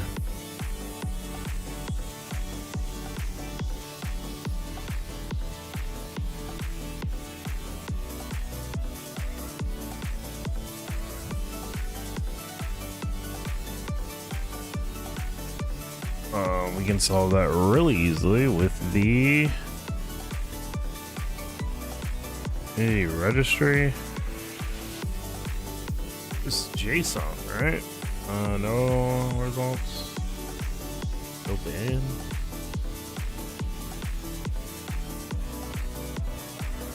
That's JSON serialized. There is a version. I was reading about this. There is a version of Newtonsoft Unity package. Yep, see? Boom. Use cases.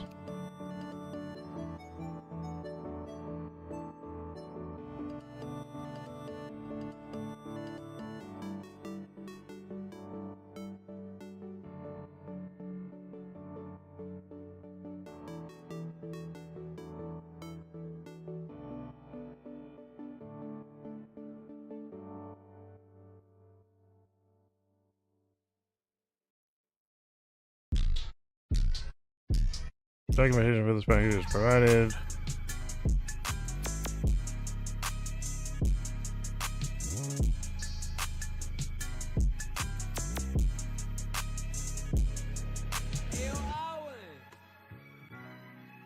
Okay.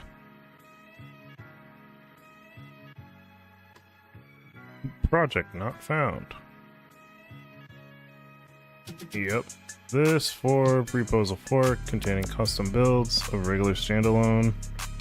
For regular standalone, but more importantly, AOT. Ahead of time compilation targets? Yes.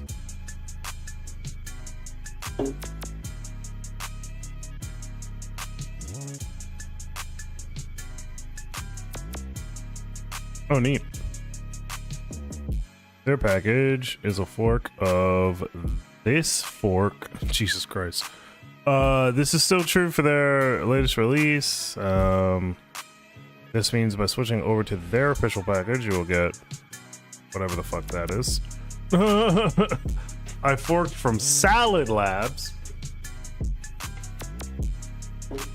All my IL to CP2 and managed code stripping specific bug fixes. Oh, neat.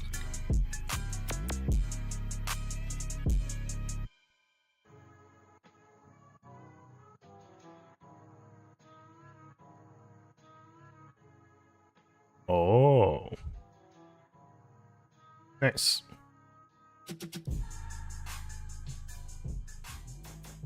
Plus, Earl, add. That should fix this. That should fix these 133 errors. Probably. I think. It should. I think. I have no idea. It should. It might. It might not. I don't know. But it should. It should fix the 133 errors.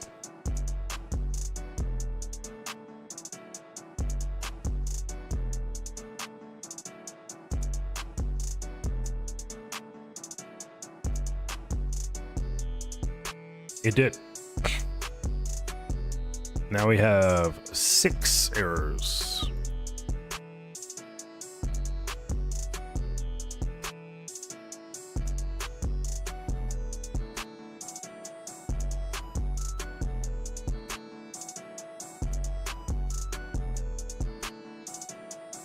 I mean, the user settings data type actually isn't a bad type to have. There's no real reason why there shouldn't be like a generic, like extensible user settings data. Like that's the base type, but you just extend off of it, and then it probably has like a ton of like basic features that I would expect to have and implement in any sort of settings situation. And maybe things that are like super common, like volume or something.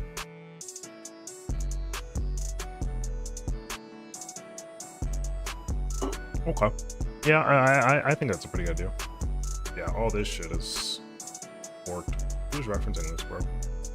Why is this in the game, bro?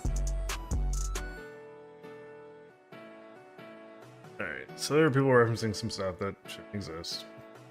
There's just some stuff that shouldn't exist, like utilities. Where is it? It's in architecture. Like none of these should exist. None of these should be real. None of these are for this project.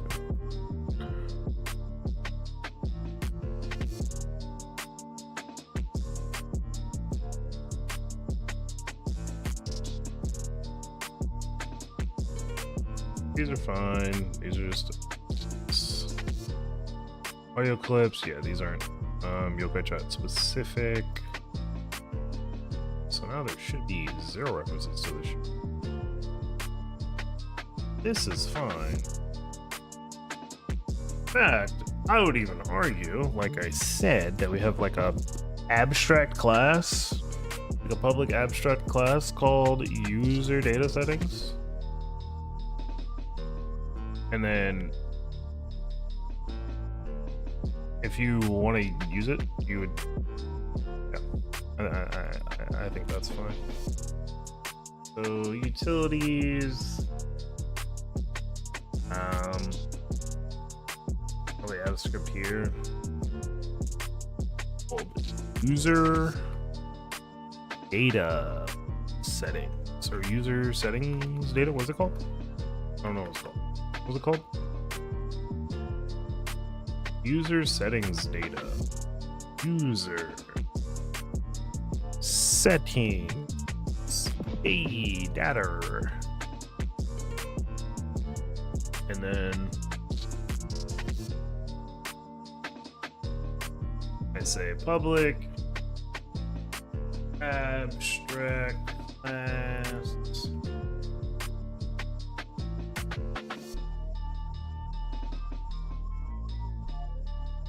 easy. Public abstract class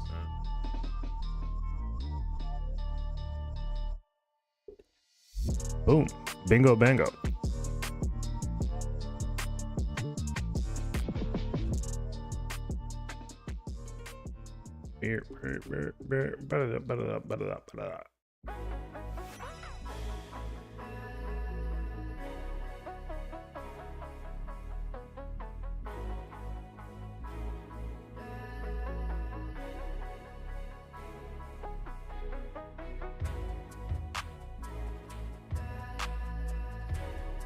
No, we only have one error.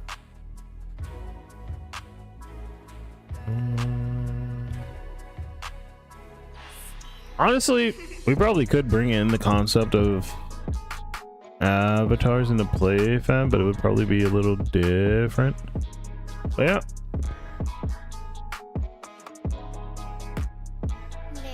And the reason why I brought all this shit in is because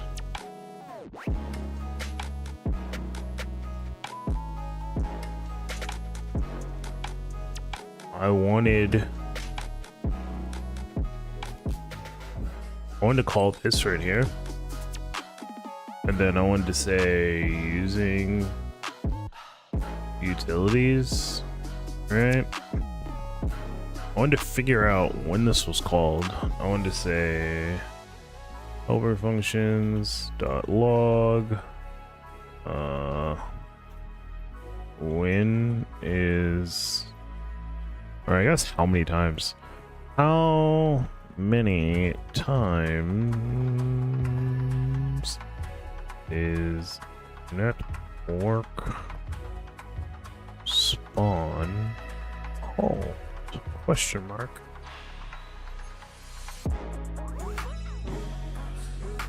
Question mark semicolon.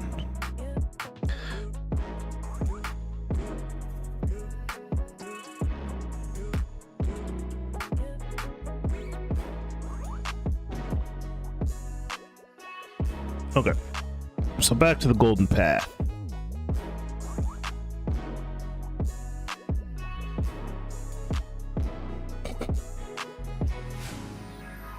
Oh, this is the main branch anyway. Alright, so we did that. I understand what it's doing. Basically, it presents you a GUI. If you're a guy, well, so what I don't understand is what this is for. If you're the owner, you call move on network spawn.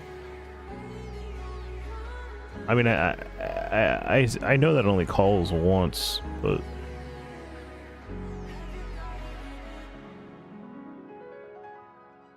adding editor modes. We define two methods which mimic the editor mode buttons inside. Oh, I see. Do you actually call? No. And this is already in here, right? Yeah, this is already in here. Implements singleton pattern as it declares its singleton named singleton. This is defined when model behavior is enabled. This component is also used for properties as client is server. The first to dedicate the connection. Dedicate, Jesus Christ. The first to dictate the connection state we have currently established that you will use shortly. We call some methods inside of on GUI. Yep, status labels, submit. So if I'm not a client, and I'm not a server, we call start buttons.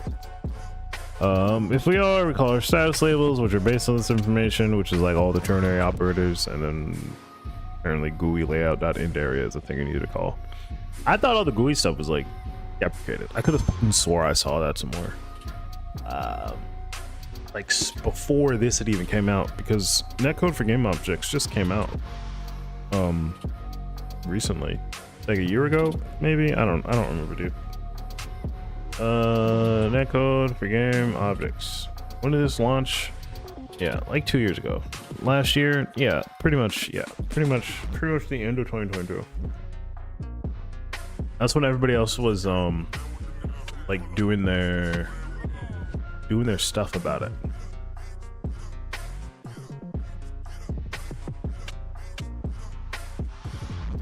All right, so take me back to the golden path. Adding basic movement.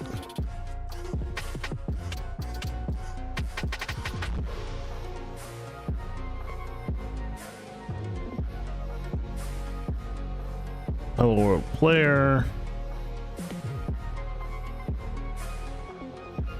All right. Any model behavior implementing network behavior can override the netcode method on network spawn. This method is fired when the network object is spawned. Since a client and a server will run different logic. Oh. So this does run on a client and a server. Inside this class, we define a network variable to represent the player's networked position. Okay. On both client and server instances of the player we call move method, we'll simply do this.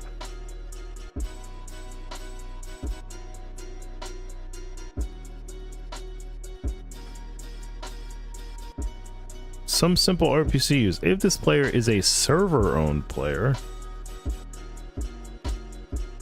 we can immediately move this player as suggested. If we are a client, we call a server RPC.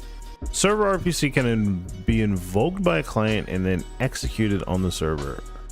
Okay, all right. So this is all like kind of starting to come together, like the way like who controls what. Like it's like the same script. Okay, so this is interesting, right? This update here.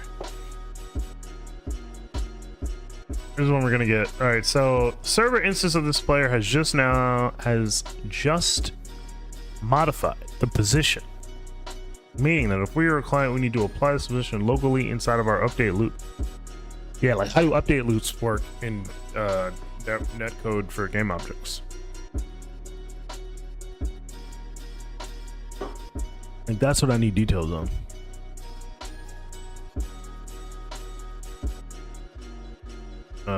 Okay. We can now go back to the manager and define the contents of submit new position. Submit new position. Whenever you press the GUI button, which is contextual, depending on if you're client or server, you will find a local player. It's simply called move. Now you can create a build and show the contents. With the builds, create a host, another client. Both are able to press the GUI button to move.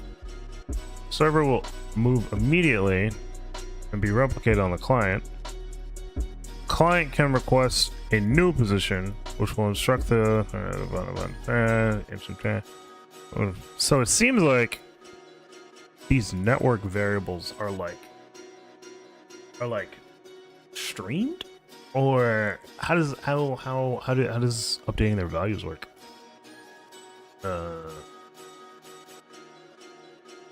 That client will apply network variable position inside of its update. All right, I guess we're gonna run it. I just want to see like what the docs are going to tell me, because I have a script in. I could just open the nope. Wait, do I really have 11 errors? It's the study of the ways that things are true or false. Some things are possibly true. Some are necessarily true. Some used to be true. Some will be true. Some are true on this planet, but not necessarily others. So there's no good and bad because the truth is relative. Even if the truth is what you would call relative, good and bad are not relative. Your mistake is that you're assuming that because something is true, that it's good. Professor's got you there. I think the truth is good because it's always real. On any planet. Only awareness can make reality. And only what's real can become a dream. And only from a dream can you wake to the light. Okie dokie.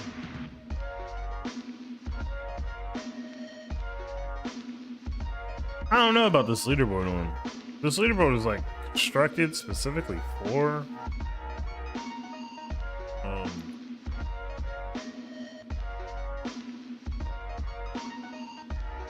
I don't know if it's like super useful.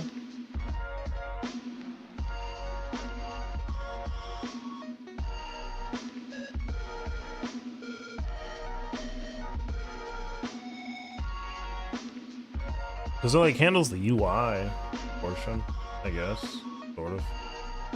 Not really.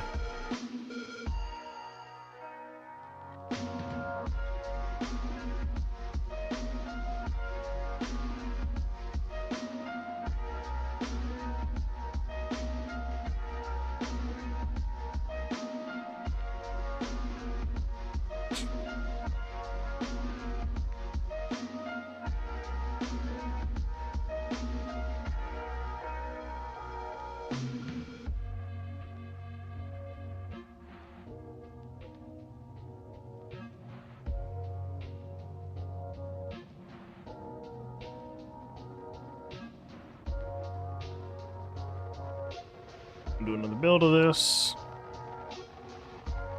and test it on out. We have 5 errors. Really feels like the errors aren't going away.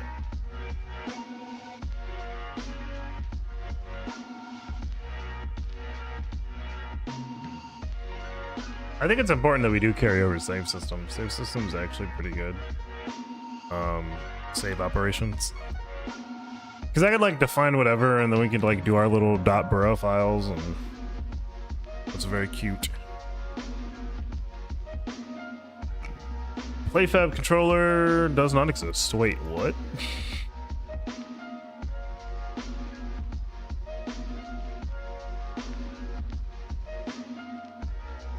Wait, you're telling me Playfab and Playfab controller don't exist? Wait a minute. Wait a minute. Wait a minute. Wait. That's psychotic. You're telling me.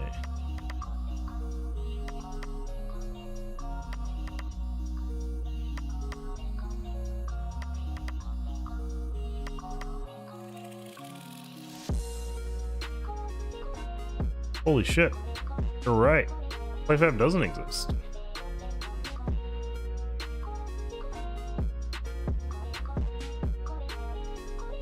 I mean, this is like a lot of like specific shit. So it's like, I don't even know if any. I mean, it's just gonna be like a level of like diving into this once I actually need to use any of it.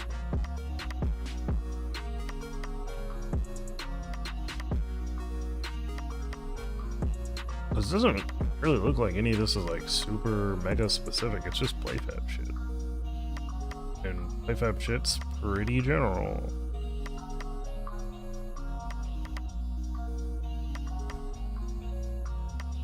I even like set new account, yeah.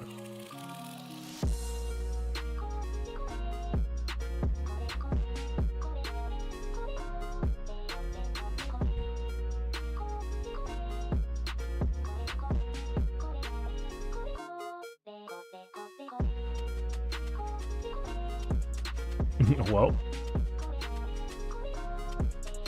it's weird that I don't bring. No, it's kind of weird I don't bring Playfab controller over, because Playfab controller also is pretty general. It's not like the most general thing in the world, but it's like pretty general.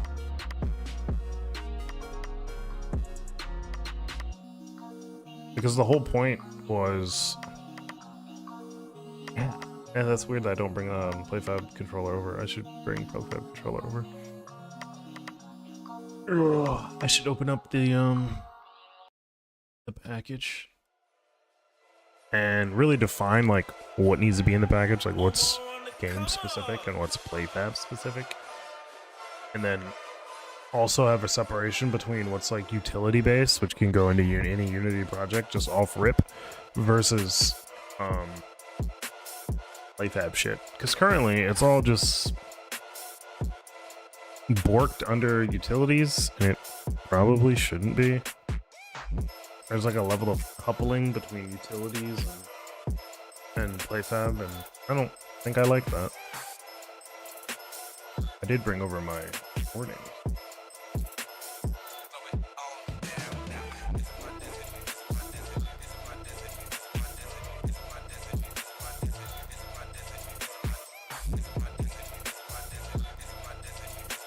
Oh yeah, we brought over our message boxes. Nice. We love message boxes. Huh. Most of these warnings are for code we already wrote.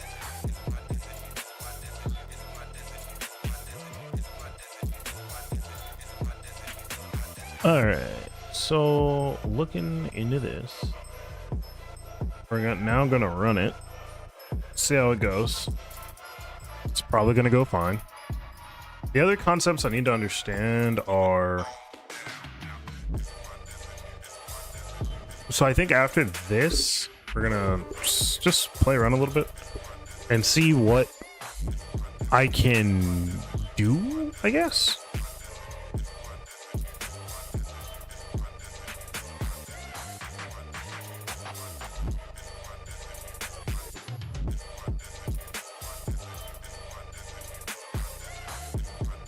Boom.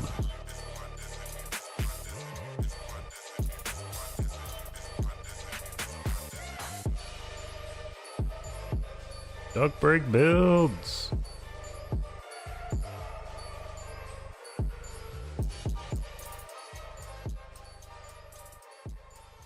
Because it seems like if I want something to be tracked, right, it has to be a network variable. I don't know if network variables are streamed or not. Or what?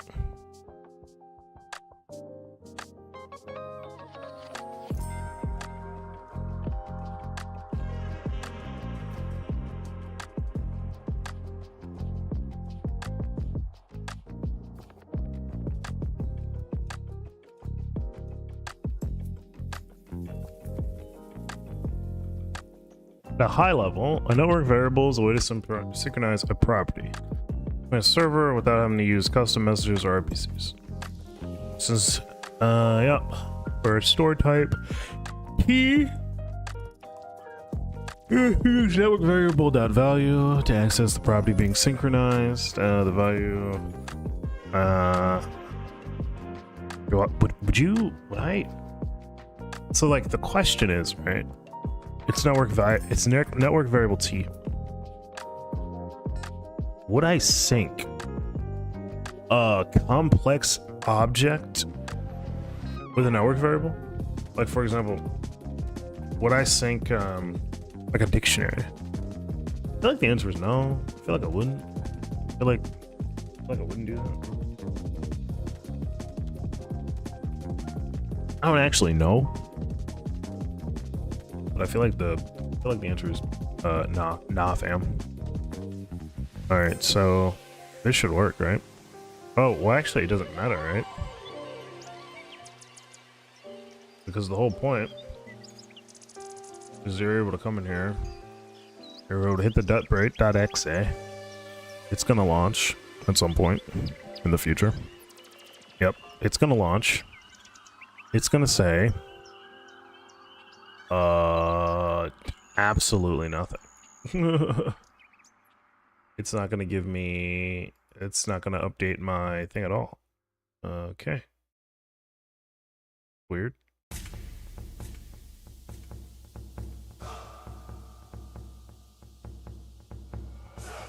Turn me up. What? What if I just deleted this? You'd have to remake it now, wouldn't you? Wouldn't you?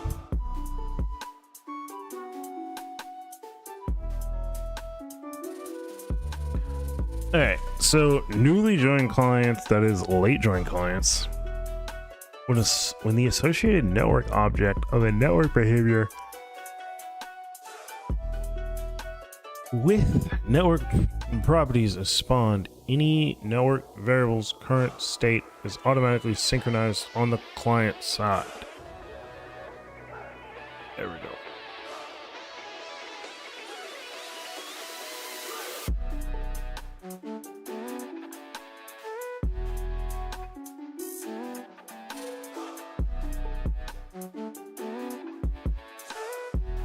Yeah, it didn't overwrite any of these files. I thought it would do that. Alright, so it's a container. Alright, so it's automatically synchronized. Isn't well, I guess okay, whatever. Connect clients. When a network variable changes value, any connected clients that subscribe to the network variable unchanged event prior to the value being changed will be notified. Oh, so it's an event. Two parameters are passed to any on-change value subscribed callback method. First parameter, previous.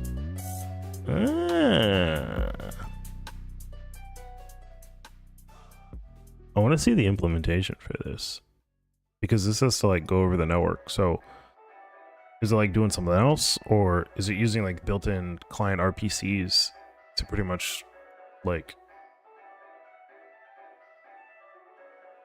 call that? Like, how does all this work? You know, very curious.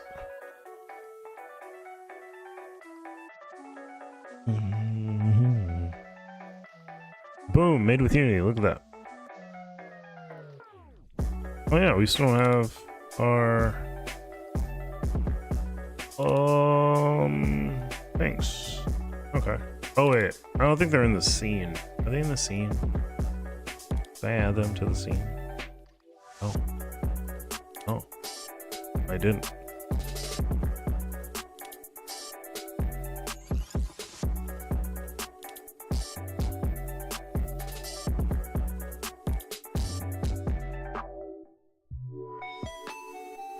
These are my golden path scripts.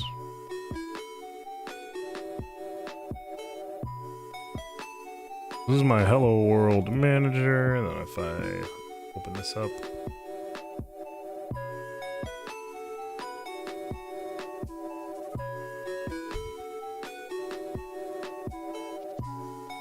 it's a hello world player, and then we're gonna add that to the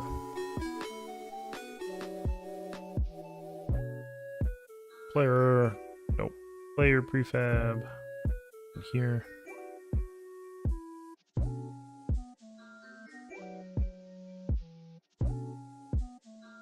Golden path.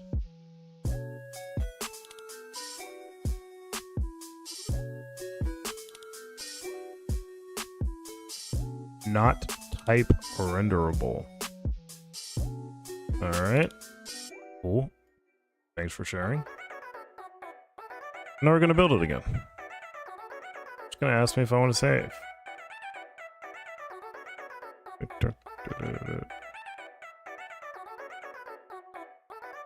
Yeah, I would actually.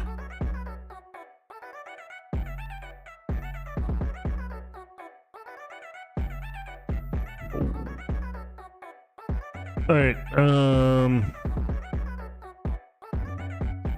like this is enough information to like start making stuff, but it's like, I don't know. I just want to understand like what exactly is happening. Like, is it still using like its own like client RPCs to actually call it, or like when I, like, how does this work? Or is it like doing something else?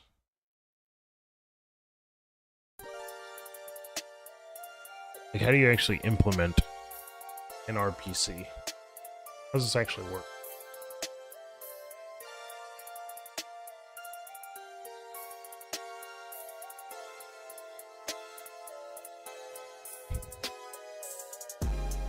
Okay, yeah. So this is a server. I'll make another one. Client.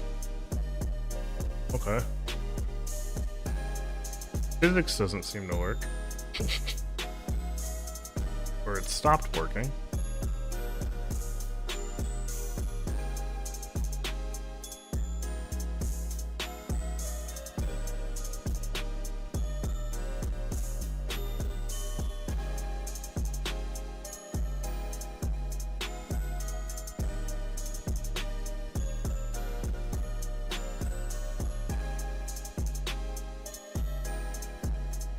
So they're currently synchronized.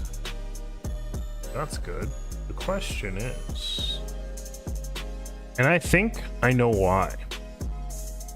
So if you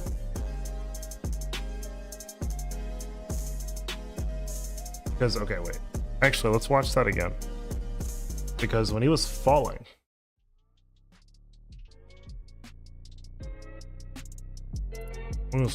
right? Like, look. So if I select server, then I select client.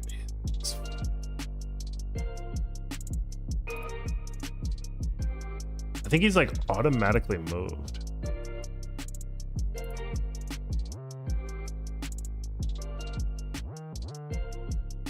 So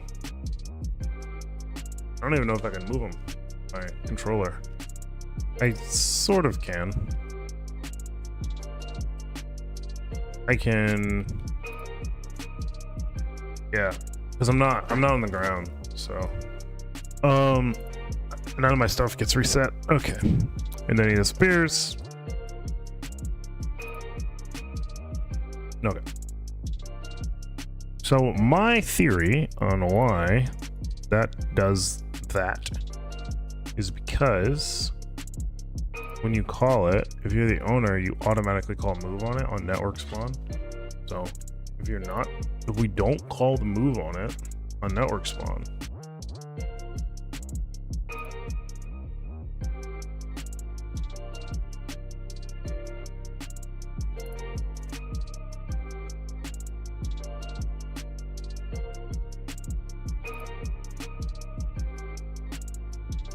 I'm thinking should be able to run a build, activate as the server.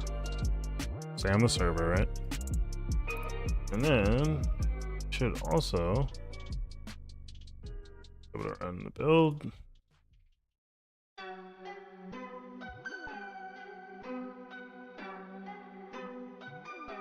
I think.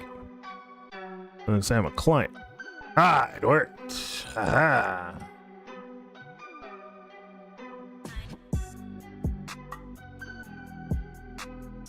So if you look at the console, start object, initialize, netcode connected, okay.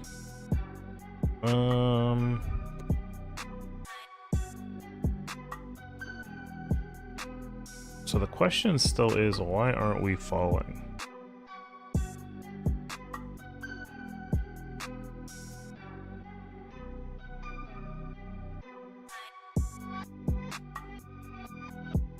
I have to change my scene up a little bit. Oh.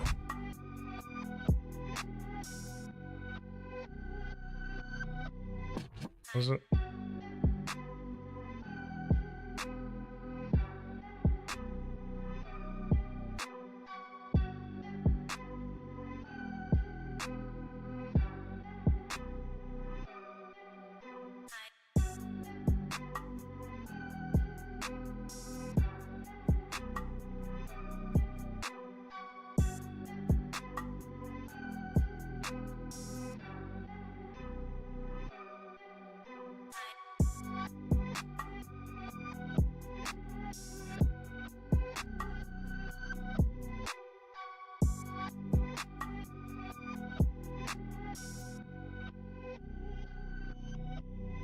That's kind of the question. Like, why are we not moving? Why are we pausing midair, I guess? Don't know. No fucking clue.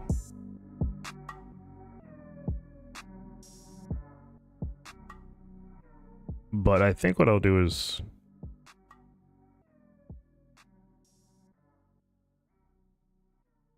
maybe I have to like, is there like a networked physics? Like, is physics automatically networked?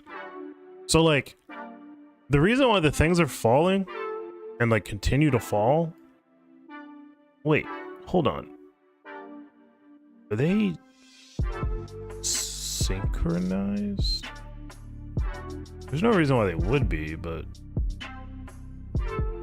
hold on, let me run that again.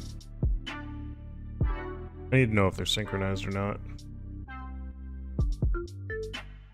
I start as the server. And I start this one.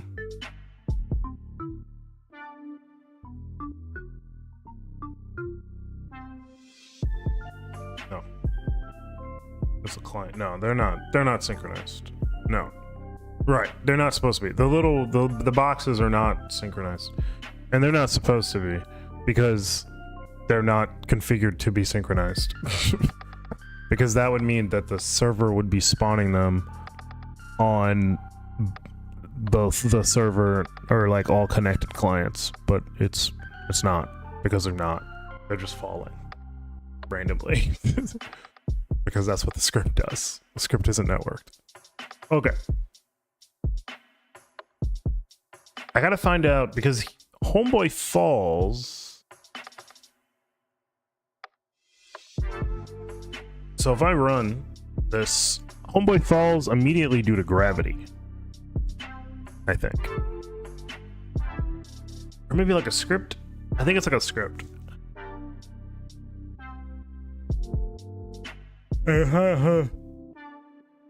Okay, Homeboy doesn't fall at all.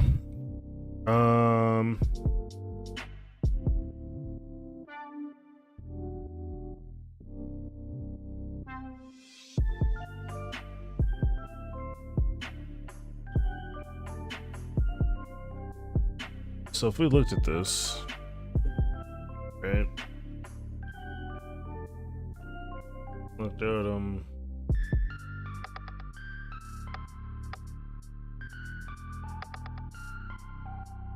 jumping ball multiplier, yeah. If we look at the script,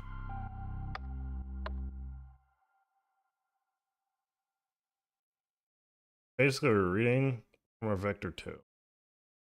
If we get grounded, if we're grounded,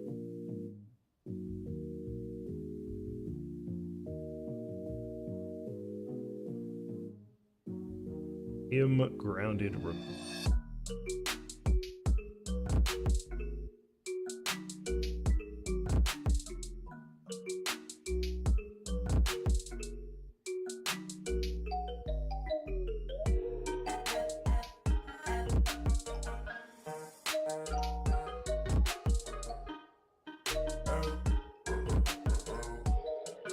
It has dashed in the air once,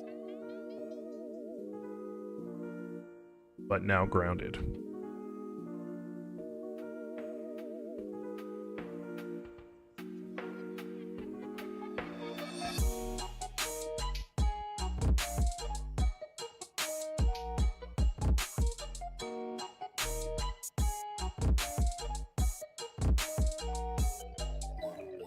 Ah, here's all the junk.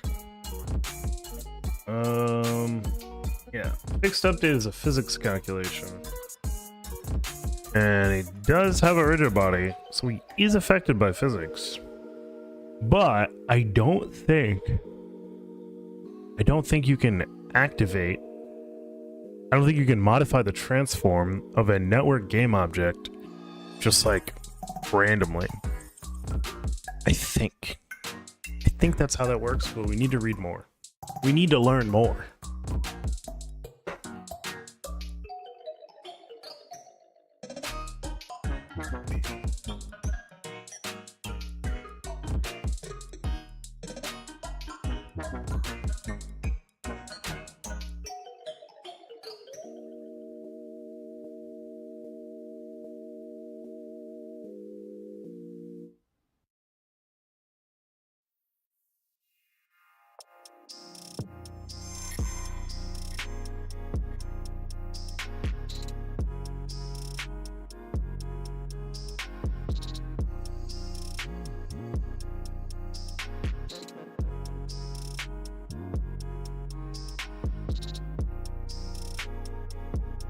working theory. The working theory is I don't think you can modify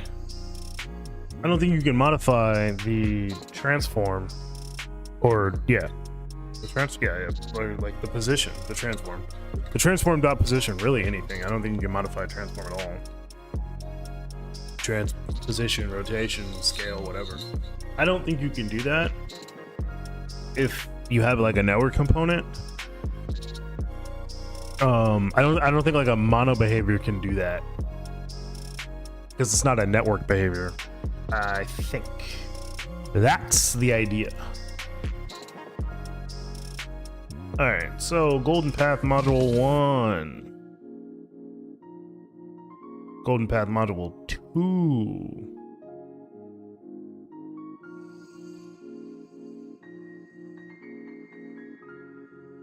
So request, submit server, or submit position request. This is on the server. This runs on the server. So then if you wanted to do a thing like client side prediction, like I don't think Unity for netcode for game objects does that. Client side prediction.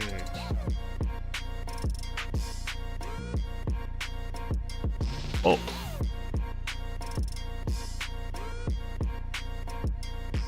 Huh.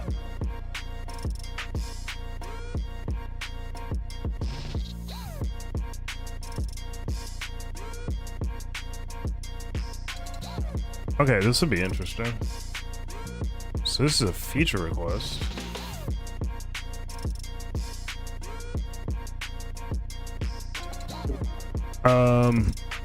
I reported your feedback. Thanks for asking. Still being investigated. We're too early in 2023 to say anything about it.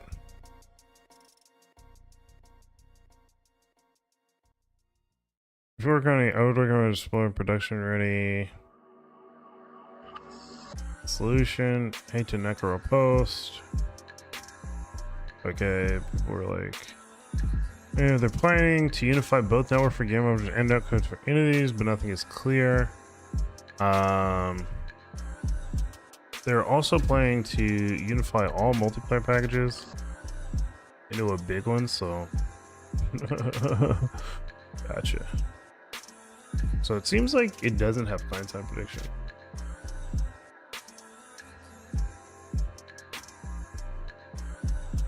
So this is something I would like to build, like client-side prediction and server reconciliation.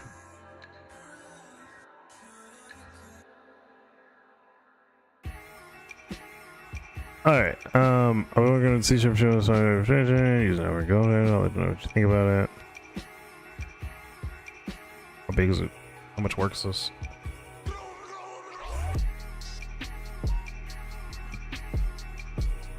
Actor input processor, processor. Okay, this doesn't do anything. State, my state, it's just interface. My state consistency checker. Where S is state. Is consistent, server state, owner state.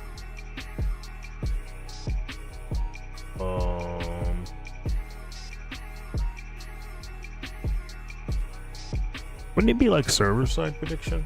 Because wouldn't the prediction engine be running on wouldn't it be running on the server? Why is it called client-side prediction? Wait, why is it called client-side prediction? Wait, hold on, wait, I'm onto something. Hold on, I'm cooking. Wait a minute. Okay, so the concept is, right, and I think somebody said it here. Yeah. So Yeah, hey, currently netcode for game objects is barely usable to use in any game having character movement. The reason for that is lack of client-side prediction solution. Both approaches, server and client authoritative, have unbearable problems. Server authoritative has input lag that instantly drives people crazy. Client authoritative can't calculate precise positions when calculations happen onto clients. They can go through each other during RTT. I don't know what RTT is. The only plausible solution is client-side prediction and reconciliation. But like, it's not really client-side prediction. It's server-side prediction. Because as the client, I am inputting my inputs. So basically, how client-side prediction works, right? This is like the concept behind it. You have a client and you have a server. And then, all right, editor. Okay. I'm gonna need you to give me two things. I need you to give me like two little boxes right now. I'm gonna need you to. All right, bro. We're gonna get cooking, bro. I'm gonna need you to give me a bloop and a bloop. Okay. I'm gonna need you to give me like client. This is like a little dude, and I'm gonna need you to give me like a server, which is like a server. You know, like I don't know, Google pixel art, not pixel art, clip art of like a server. Okay. But this is okay. This is my argument for why it should be called server-side prediction. Because if your movement is server authoritative, right? If like ultimately, you know, to prevent cheating or whatever the hell, your server is predicting where you're gonna be. Oh, actually, that's really difficult. Wait, that actually is hard to make. Wait, hold on. That's not simple at all. Because it's like, at what algorithm do you use? Like, how do you determine this prediction? Like, what algorithm do I use to determine the prediction? Like, how do I do that? Anyway.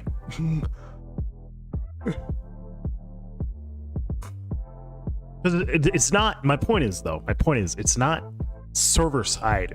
It's not client side prediction. Because I'm the client, like, right? I'm connecting to the server. The client's connecting to the server, and I'm inputting all the buttons. I'm doing all the things, right? And so as I do the things, my character moves on screen, and then that information is sent to the server, and then the server like checks it, and is like, oh, is this good? Okay, yeah, this is good. And like, if the value that I'm getting from the client matches with the server prediction, then it's like, okay, sure. Yeah. All right.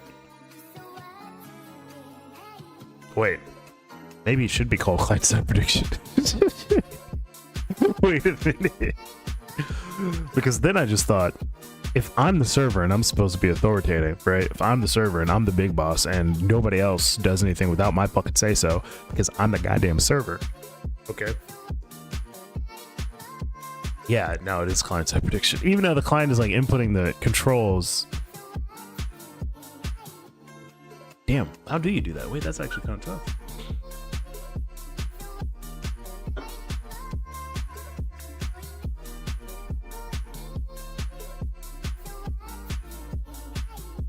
Network handler. Host actor, guest actor. Yeah, before I even get like...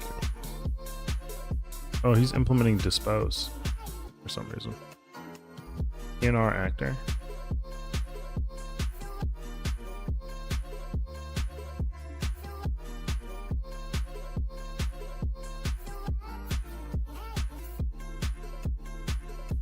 Input. I think I already looked at these. State properties, actor, server actor, owner actor. Actors is an abstract class. Got a ticker.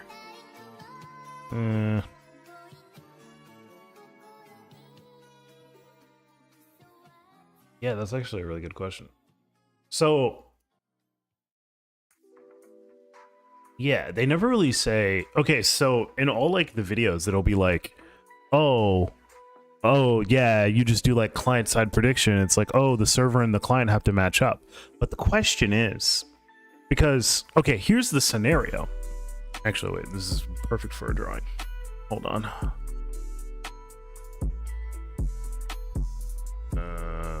Should be on. I don't know if it's actually on. It is on. Okay. Okay, this is actually perfect for a drawing. Hello? Oh, I have to refresh. All right, give me a sec while this refresh. This is perfect for a drawing because if... Okay, so let's say I'm the server, right? Because normally how this discussion goes, normally, the explanation is the server, all right, and the client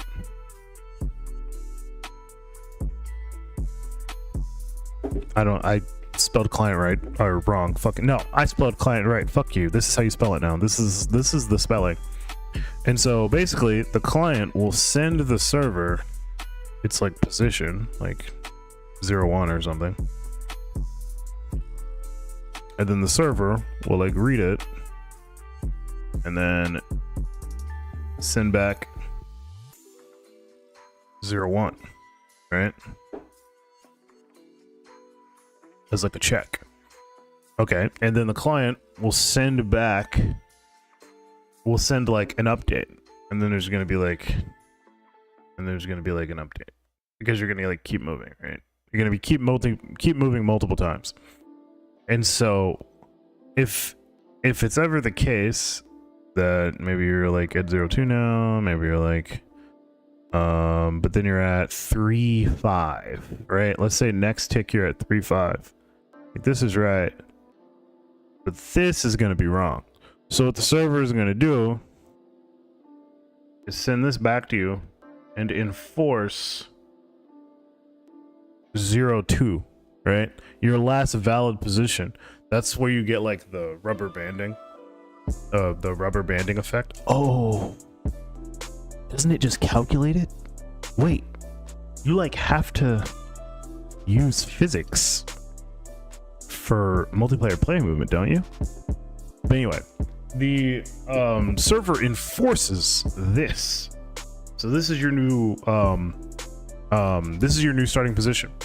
And you'll probably see this in games where you're running and then you're like yanked back to somewhere else. That's this happening. Editor, throw a clip in there. Find a clip of someone like running and then they're like in like a game and then they're like yanked back, or just, I don't know, find a guy who's being yanked. I don't know. Figure it out. But then that's the server enforcing this position value. But the question is, here are the questions, right? First question is how to determine like prediction. That's the first question. Now I think the answer to this is physics, because as you're moving around on the client, you're gonna have like you're gonna have a velocity vector. I spelled all these words wrong. You're gonna have a velocity, acceleration, and so based off of these, the server can predict where you should be, right? And where you should be at any particular point in time is going to be, or where you are is where you're going to be, is where you're going to send the server. So that's the first question, is how to determine prediction. I think the answer is physics. Answer? Question mark? Physics? Question mark? Okay. And then the second question is how to do this like fast enough. Because every single one of these cycles, as you trade, if you send this takes time. Because it's traveling across the network, you know, over the internet to wherever like the server is and wherever the client is, right? These are two different places separated by physical space. So it takes time for data to transfer between here and here. So the total like update time can be as long as, like, first of all, it could be multiple seconds, but theoretically it's normally like milliseconds or something. Yeah, that's the second question. Now, I don't know how to answer this at all. This is often kind of brushed over in a lot of multiplayer stuff, so I think we're gonna dig into that. Oh, sup? Hey, when that just happened? This just happened. Hello, clicks. I don't know. No, that's actually just a Roman numeral. Oh God, what Roman numeral is this? 150, or is that 40? Are Roman numerals stupid? I think Roman numerals are dumb. What is this? It's 140, 150. Two, and I have to search. Wait, what? I got YouTube up right here. I didn't see you, buddy. Or what? Yeah, if you try to chat in YouTube chat, I did not see it. I got it up. I got no chatties. No chatties in the YouTube chat. But wait, what am I showing? Oh, you actually couldn't see that. Yeah, this is my YouTube chat. I don't have any messages in there. Yeah, pretty weird. But is it 50? Is it, what is it? It's like 50. I definitely did attempt to. Okay, yeah. I guess YouTube's fucking up, I guess. I guess. It's 700. It's 173. Oh, it is a 40. Is it a 40? It is a 40. Yeah. No, it is 50. Okay, it is 100 and then 50. Okay, cool. I was like, why do I think L is 40? I don't know why I thought that. I knew that it wasn't, but I thought it was. Okay, well, that's cool, man. 173. What was I saying? Yeah, like this is the second question. Like, how to do this? Like, how do you do this fast? Because in any given, like, I can't fight against this. It's gonna be time, like a round trip equals 2t. A round trip's always going to be 2t, whatever, like, or more, given, like, I don't know, bandwidth and blah blah blah. I'm a computer student currently looking to get into some game dev. I'm putting around the community to get some inspiration. Oh, cool. That's awesome. I am not a comp sci student, but I am looking to get into game dev, and yeah. That's awesome. I know comp sci students. But yeah. I'm attempting my first foray into multiplayer development. I'm just reading the docs and also talking to Chat GPT. Actually, I'm not doing that right now. I'm mainly just reading the Unity docs and writing stuff down and thinking about things out loud. Yeah. I'm not very. I don't think I'm a good programmer personally. Like, I mean there are worse programmers that exist than me. That I know for sure. but yeah. Yeah. We're just learning. We're just learning, dude. I got a challenge. I challenged myself to be able to get characters moving around on screen in 8 hours. It's not going to be a single 8-hour stretch because I'm not going to stream that long. But yeah, this is what we're doing here. We're chilling, making games, reading docs, writing code, seeing what's up. So welcome 173. All right, so yeah, these are like the two questions, and I think I know the answer to this one. This one is physics, probably. How to do this quickly, I have no clue. Absolutely no fucking clue. Like it's always like the server is always going to be sending me updates like behind, always. I guess this actually is a good Chat GPT question. It's like all right, so how does client side prediction work? Question mark. What are the concepts behind it? How is a predicted position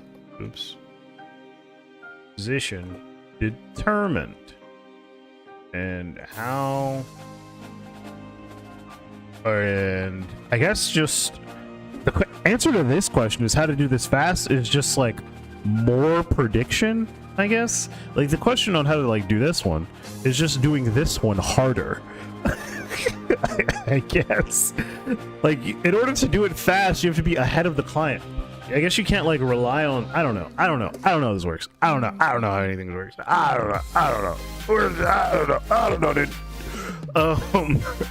Alright, how does client-side prediction work? What are the concepts behind it? How is this predicted? How is a predicted position determined? And how is this done fast enough for like a real-time controller inputs? Alright, what you got? Client-side prediction. Okay, I'm gonna need you to stop acting like you're a person. Okay, all right. I assume the simplest type of prediction is just following the velocity vector. Yeah, okay, yeah, that's all right. Yeah. Because like, I got physics here. That's what I said. I was like, I think an answer is physics. How to determine a position. Oh, sorry. Yeah, how to determine a prediction. And then how to do it faster, right? Instead of always being like a tick behind, you just predict harder, which is effectively what you're saying by predicting velocity along a few milliseconds. You wouldn't just like predict, you'd predict like far into the future. How far? I have no clue. But yeah, you just predict harder. You'd predict using math, and then in order to do it quickly, you predict even harder. That's all right. So what do we got? Okay, all right, we got physics. Look at that. All right, stop saying prediction magic. Fuck off. Fuck you. All right. So that's where things start to feel like a magic trick in multiplayer games. Let's break down simpler pieces to understand how the sorcery works. Is about making multiplayer experience feel as smooth and responsive as possible, even when there's network latency, blah, blah, blah. When you're playing online, every text you, yep, that's this. I did that. I drew that, ChatGPT. I drew that. When you're online, yep, I already read that. I'm reading it again like a psycho. To combat this, games predict what's going to happen next based on your current inputs and actions without waiting for the server response. Right. That's just playing the game, right? that's just play. Like you're describing to do this. You play the game and then you ask the server. Okay. All right. This is the concept behind client-side prediction. It's actually just asking for forgiveness as opposed to permission. That's the whole thing. I cracked it. I solved multiplayer gaming. Thank you. All right, so yeah, it means your game guesses where you and other objects will be a short time in the future. Eventually, the server authoritative state arrives, then the game must correct any discrepancies between its prediction and reality. If done smoothly, players barely notice these adjustments. So really the trick is not the adjustment, but adjusting smoothly. Okay, what is that, like tweening? Like what is that? That even takes more time. Okay, all right, whatever. Simple. I don't want a simplified view. I want a complicated view. Give me a complicated view on how games predict character movement. All right, so we got input gathering, blah blah blah. Using your current prediction or current position, velocity inputs, the game applies physics calculations. That's what I said. I said physics to predict where you'll be in the future in the next few frames. This often calls basic physics of motion, considering like gravity, blah, blah, blah, blah. This prediction happened repeating. What is repeat? What? This prediction happens every frame, constantly updating based on new inputs. Oh, okay. So just doing a prediction. Okay, gotcha. So doing a prediction. All of like these 2 points are you do a prediction and then you use physics to do it, and then also maybe input as well. I guess that's like a question, like how do you use input to determine a prediction? That's Like how do you, what does it mean? What does it mean? Speed and real-time inputs. Your game runs all local physics, a full physics simulation locally. That's true. It's called a game engine. Just like it would if you were playing offline. Doesn't need to wait for a server, fast iteration, modern game engines like Unity. Hey, that's the one I'm using.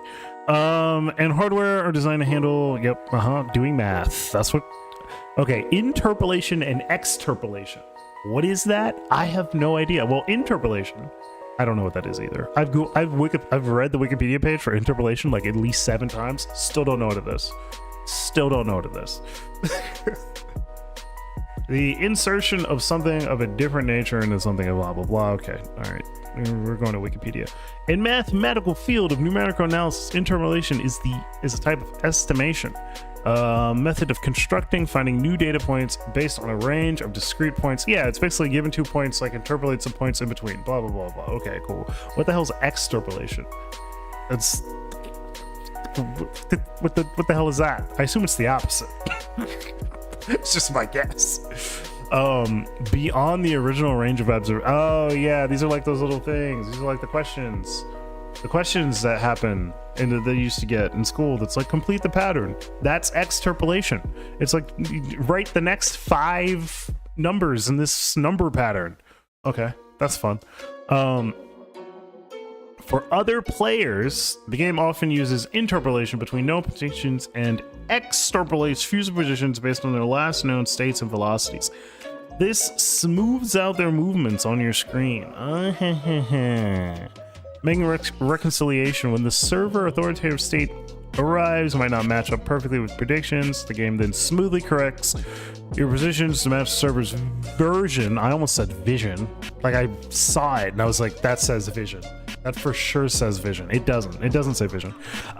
This is done in a way that's meant to be unobtrusive as unobtrusive as possible. That is a weird word to see written out. Holy crap. Often by gradually blending to correct the state rather than snapping to it. Okay, that's like the rubber banding. Like doing like the hard updates. That's like the rubber banding effect that you see in games sometimes. Neat. Okay, well this seems like a big deal. This seems kind of like a big deal. It's like how do you do that? All right, magic behind the curtain. Real planet is in the wow, no shit. What? Damn. What? How a thing actually gets done is in its implementation details? That's crazy. Who would have thought? How smoothly it handles corrections, how accurately it predicts movements, and how it minimizes the impact of latency on gameplay. It's a delicate balance requiring a deep understanding of both the game's physics and its networking code. In Unity's case, implementing climate-side integration might involve leveraging specific network libraries and tools supporting. Yeah, so apparently the netcode for game objects doesn't implement client-side prediction. Apparently, as of a while ago. All right, wait, does it? Give me some new results. Google. Filters. Nope. Tools. Time. Nope. Time. God damn it. I don't know. Give me like the past, I don't know, like 2 months. Like, yeah. Give me, from like October 1st to like right now. Just one of these days. All right. Yeah. Let's go. Okay, patterns, tricks and patterns to deal with. Like, this is like a solved issue. Like, somebody's got to have algos for this. It's a tildator. Nice. Latency destroys your gameplay experience, makes the game frustrating, blah, blah, blah. Doesn't take much to make a multiplayer game unplayable. Add 200 milliseconds between your inputs and what you see on screen you want to throw. Yeah, 200 milliseconds is a long ass time. Holy shit. That's a really long time. All right, security. Players can mess with any client-side code and do things such as force false network messages. That's mean. Even if you specify in your client logic that you can't kill an imp, for example, if it's more than 10 meters away, if the kill imp message is a server RPC, there's no range. Oh, and there's no range? Damn, that sucks. Players can forward that network messages by flashing client-side logic. Well, okay, all right, okay. Oh, haha! It's the graph. Oh, what the hell? Thank you. All right, yeah. This beautiful graph. Am I actually displaying it? Am I like on the wrong scene? No, I'm not. Okay. I'm like, am I on the wrong scene? That's happened so many times. Oh shit! What the hell? What the hell? Okay. So client 1 received input from client 1. Server RPC. The total time. Oh, it's called round. Oh, that's what that means. RTT is round trip time. Gotcha. Server executed RPC. Gameplay logic determines the player. Net variable updated, and then it's sent to both people. This is when the character's position is updated. Okay, yeah, gotcha. And then they saw the event later because they have more latency. Lovely. All right. Good for world consistency. Good for security. Bad for everything else. Wait, really?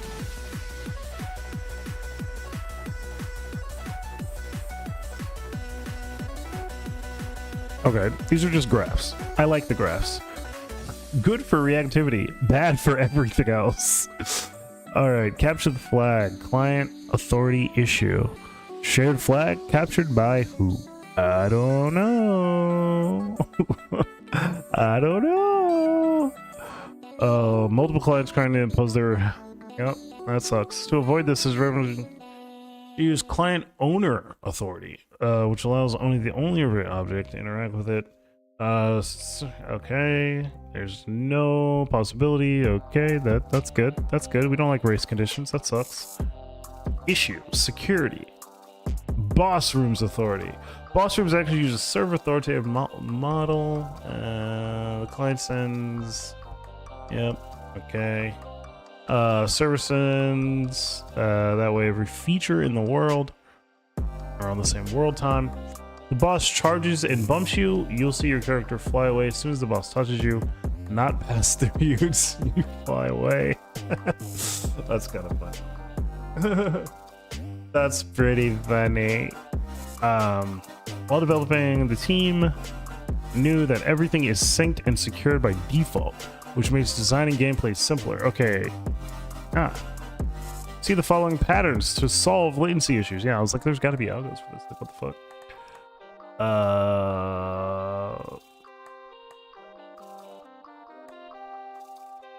Allow low impact client authority. Interesting. What does that mean? When designing your feature, keep in mind using server authority as the default. Then identify which feature needs reactivity and doesn't have a big impact on security. User inputs are usually a good example since users already own their inputs. If I own my key press, the server can't tell me you haven't pressed the W key. Can easily be client driven. In FPS games, your look direction can easily be client driven without much impact. Yeah, I would probably say so. The client will send to the server its look direction instead of mount. Wait, what? Huh? What? Oh, okay. Having a correction on where you look would feel weird. Yes. And security for this has challenges anyway. How do you differentiate an aimbot for someone flicking their mouse super fast? I don't know. I don't know. That sounds hard. Good thing I don't have to solve that problem. If a player selects an imp, the selection circle will be client driven. I won't wait for the server to tell us we're selected imp. Click AoE selection is client. Okay. It seems like we need to do a little bit of a deep dive into, what is this called? Boss room? Is that what it's called? It's called boss room. Wherever the I don't know where these is. I don't know where it was. I saw it earlier. I don't know where it is. Not sure. Don't know what's happening. Okay, we need to get back on the golden path. Okay, we need to get right back on the golden path, my guy. I was just reading to this So yeah, I think, okay, the thing I do need to find out, hold on, okay, wait, hold on.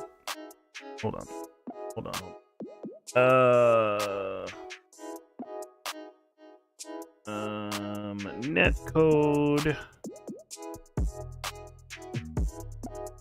for game, nope, that ain't how you say it. What? Objects, Q's. All right, Q1.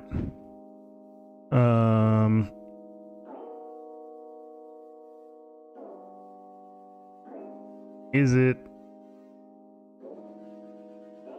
the case that position of the game object with a net behavior cannot have its position changed by a mono behavior? Question 1. I think the answer to that question is yes, but I'm unsure. I don't actually have any proof. I'm just making shit up. All right, so what do we got? Boom. Golden Path Part 2. There is no Golden Path Part 2. That's not fun for me. I was really chilling. All right, well, I guess back to this shit.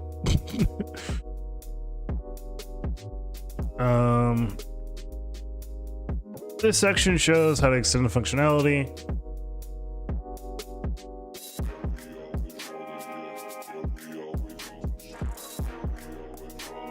Okay, yeah, this is the same thing we already did, but it just has slightly better docs. Add simple RPC use. Yep, I'm a server, so I'm RPCing real hard. Add a network transform. Hello? Whoa, what's happening? Why not auto have a network? Wait, whoa, wah, wee, wah. Do I not auto have a network transform? That's just not given to me by default? What kind of multiplayer game are you going for? Okay, so, all right, so this is what I got. I should be able to do this. No, let me switch back to the other scene, actually. Hold on. This is what I got. I had the wrong thing up for a very long time. Okay, so this is what we're going for. We're going for like a 2D, I don't know, like a duck game. You ever play duck game? You know what duck game is? Okay, no, it's just broken. Okay, cool. Oh wait, why is it, wait, hold on. Yeah, it's like kind of duck game-ish. The code name is duck break. Yeah, I think yeah. Oh wait, do I not have a network transform? Oh, I actually don't have a network transform. That's actually crazy. Yeah, something like duck game. The code name is Duck Break because remember that old game Spell? It's not old. I don't know why I say old. It's not old. It's Spellbreak, the multiplayer magic game, where you like the battle royale. That game. It's kind of like a 2D version. Really, it's like a 2D version of that game. Where you run around. As soon as I fix my scene really quick. Oh my god, I played that for like 2 days and then lost interest. Yeah, I really like that game. Well, no, I actually never played it. To be clear, I never played Spellbreak, but I did really like. I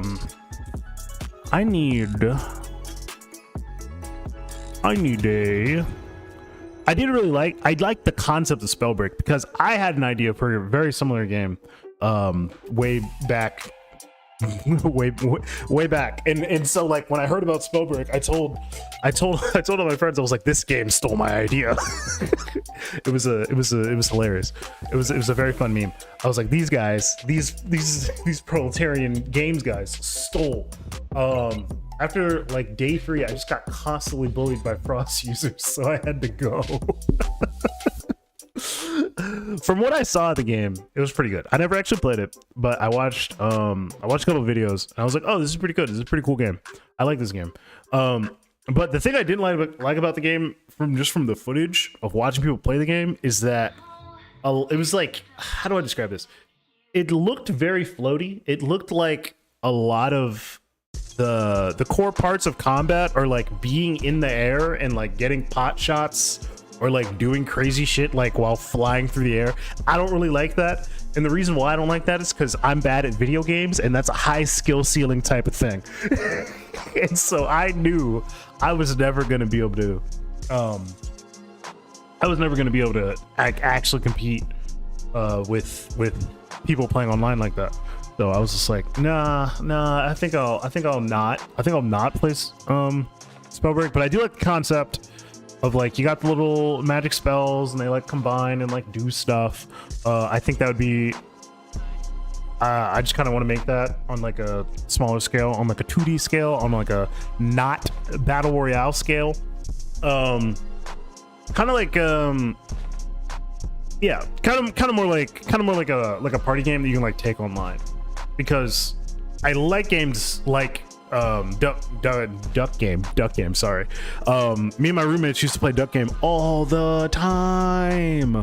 If I could find the photo, it's gonna take a while to find the photo, but basically in our dorm room we made a giant duck out of post-it notes. So you know how Duck Game is like pixel art, and we took a bunch of different color post-it notes, and every post-it note was like 1 pixel, and we like recreated the duck holding the Bible, the Book of War, as we called it.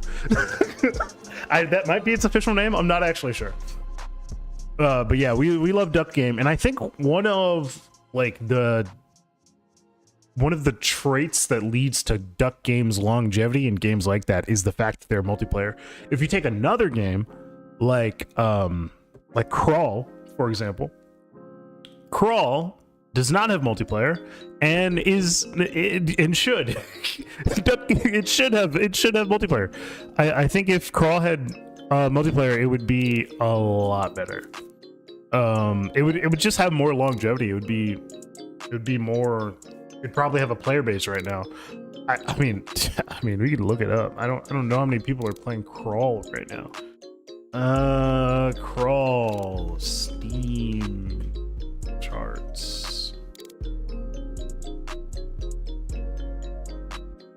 Oh, look, there are 24 people. That's actually kind of impressive. I'm not gonna lie. I'm not gonna lie, bro.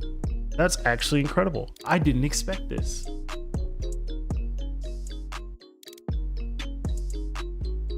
Yeah. Wow. Yeah, I think that's when it came out, or somewhere near when it came out. But yeah, a game like Crawl should be multiplayer.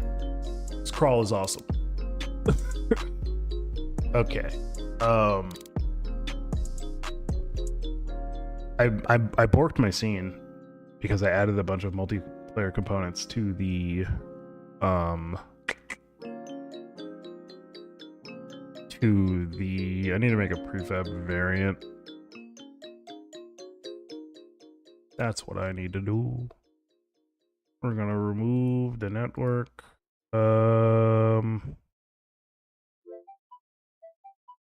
No. Shut up. No, shut up.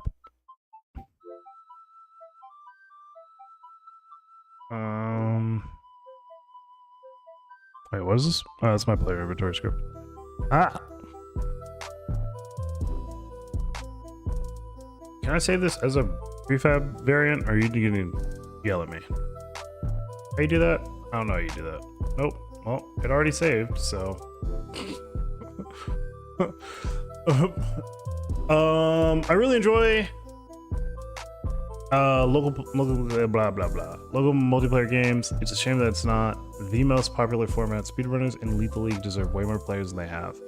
I've never played speedrunners. I've always wanted to play speedrunners. Well, actually, I guess if that was true, I probably would have played speedrunners by now. But yeah, okay, yeah, I think that's what it is. I think you can't. I think it is the case that you can't modify the location of a network behavior of a game object with like a network object on it, unless it's from another network behavior. I think that is true. I think that is what that is. So I'm gonna have to adapt all my movement scripts, actually all of my scripts, to network behavior scripts, so I can still use them offline, and I don't have to like modify a bunch of stuff. But yeah, this is just like the basic thing for the game that I'm working on, codename Duckbreak. You got a little thing, got a little dude. You can kind of shoot spells. You can't really. They just kind of like fall in front of you. They just spawn in front of you. Haven't really figured that out yet, but whatever. We'll get to it. But yeah, this is what we're working on. This is what we're gonna try and get networked. That is on the scene, right? Like that's being displayed on stream, I think. Question mark? Yes. Awesome. These little white boxes are like little spell pickups. Pew! There's only one spell currently. Yeah. But anyway, this is the game. It's not very exciting. But gonna get that networked and then move from there. Okay, so now I have to go back into my... I'm pretty sure that's what it is, though. I have to go back in here and add a hello. Yeah, good. Yeah, add one. Yeah, go ahead. Yeah, and it has to add the network object. I haven't played Lethal League, though. Have I played Lethal League? I think I saw people playing Lethal League. I used to see people playing Lethal League in college. Lethal League. Is that multiplayer? I thought that was. Oh, dude, I do love Team Reptile though. Team Reptile came out with they came out with a game recently. Hi-Fi Rush? Is that what it's called, or is that the other game? What is it called?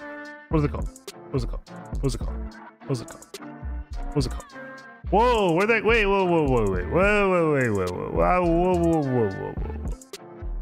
I thought they came out with the... Wait, hold on. What is happening? Am I going crazy? Is that not Team Reptile?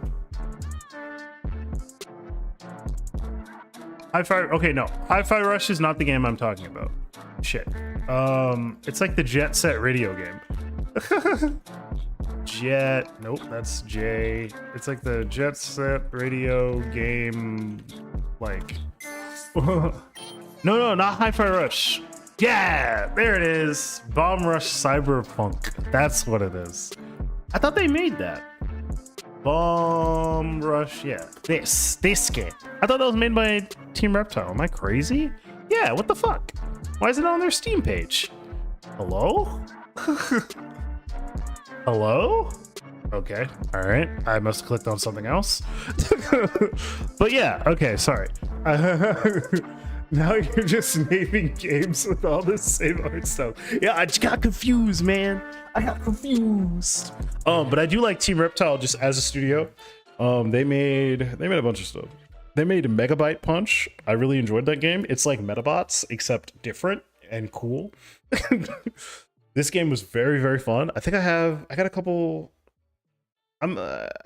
Yeah, I like playing this game. It was like Metabots. It was like Mega Man and Metabots in the same game, and it's goddamn beautiful because you can like, it's like obviously like very, very Mega Man-ish or like 2D. I mean, it's not 2D, but the 2D like style of platformer. But then you can like switch out your arms and your legs and your head, and you give you different abilities, and you beat people up. It's awesome. It's awesome. Such a good game. Highly recommended. These guys are awesome. But yeah, their game is okay. So yeah, Megabyte Punch, I know for a fact, is single player. Is Lethal League also single player? Okay, no, this one's got online PvP. Does the original one have? Oh, the original one is single player. Oh, damn. Okay. Well, shit. You're right. But yeah, I remember people playing this game. And again, this is one of those, like, I'm bad at video games, okay? I'm not good at video games. I'm not good at playing them. There's only like a few games I think I'm like reasonably good at. One of the games I'm pretty good at, I think, is like Nope. Caps lock as well. Samurai Gun. Oh, there it is. I'm good at this game. I'm pretty good at this game. But yeah, this. I wonder. Wait, did they add multiplayer to their game? Because this also came out with a sequel. Yeah, they did.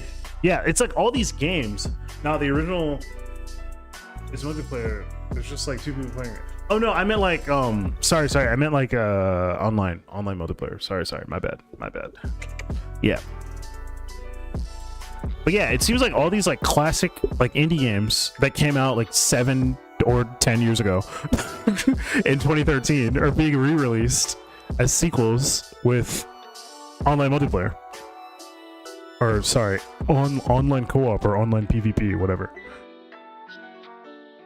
But yeah, so yeah, because Lethal League came out in 2014, yeah, and then I think Lethal League Blaze came out kind of recently. No, not kind of recently at all. Not even close. Came out in 2018. That's crazy. Well, according to Lethal League Blaze has online. I don't know. I've never played these games. I don't know. But yeah, Lethal League Blaze online. The original Lethal League does cross-platform multiplayer. I don't know, man. I don't know what's happening. I don't know. I'm just looking at Steam. Maybe Steam's lying. I have no idea. But yeah, because it says cross-platform multiplayer, so that kind of implies online multiplayer now. I would argue. But yeah, I used to see people playing this game all the time. I think I played it like once and I was like, this game is hard. I can't do it. I don't have the reflexes for this. I'm bad. I'm trash. Can't do it. But anyway,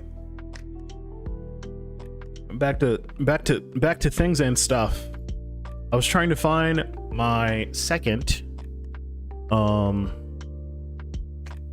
my second golden path, but apparently not. It's been removed. But fuck me, I guess. All right. Oh, this is a lot of stuff actually. Okay, this is just testing it. Create a command line helper. I already did this. Tip. Okay. Okay, so we're just gonna jump through all the things. Okay, cool. Okay, neat. Okay, fun. All right. I don't really want to read any more docs. I'm not gonna lie. Like, I'm not like super interested in doing that right now. All right, 60 hertz up and down. Okay, I really don't feel like reading these. Like, I'm sure this is really interesting and super useful, but I super don't feel like reading it. Packet loss, latency, blah blah blah blah, configuration, blah blah blah blah, network components. Okay, here we go. We'll read about network components though. That's what we'll do. All right, now code for game objects, high level components, RPC system, object spawning, network variables. All rely on there being at least 2 netcode components added to a game object. Network. Ouch. I heard that crack. A network object and network behavior. Note, both the network object and network behavior components require the use of specialized structures before you can serialize and use them with RPCs and network variables. What? What does that mean? What are you talking about? What does this mean? I don't know what this means. Can be used in RPCs and network variable T. Okay. To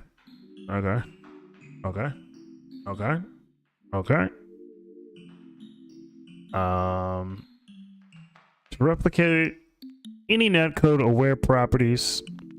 They must have a network component and at least one network behavior. Any netcode related component, such as network transform, network behavior, with one or more network variables or RPCs, requires a network object component of the same relative, my bad, or on a parent of the game object in question. Danger. The order of network objects matters. Make sure to load any network behavior components before the network object component on the what? What?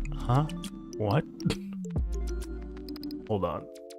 What is this? Wait, you're telling me this order matters? Wait, this order I had no idea. Are you telling me this order No shot. What? No way. Is this true? Unity, is this true? This would be where like an additional me when the types are generic. I don't know, man. Generics, you know the thing that like recently that like took me too long to understand was like ternary operators. Like whenever I would see like a ternary operator, I'd be like, what the hell are you doing? What is going on? I still stand by the fact that I believe like a nice little if else is infinitely more readable than a ternary operator, but I do understand like the desire to write a ternary operator because it's just like, oh dude, it's just like a single line. Like I don't have to like do like braces or whatever. So I get it. I understand. In fact, I put some in a project that I just like, I didn't really wrap it up, but I just put like a update out for it. But like in that, I put some ternary operators, and I was like, this feels nice.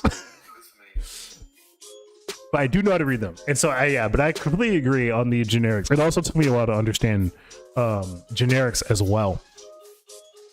But it's like once you, you mentioned you were a student. I don't know how far along in your studenting you are, but yeah, like once you like find a reason to use them, then it's like, okay, all right, yeah. Like once you like, if you just see generics in code, it's like, oh god, I don't know what's happening. But once you like use them, and then it's like, okay, yeah, we're kind of okay. Ternary operators exist only for padding zeros for time displays. If you use it for anything else, you destroy your readability.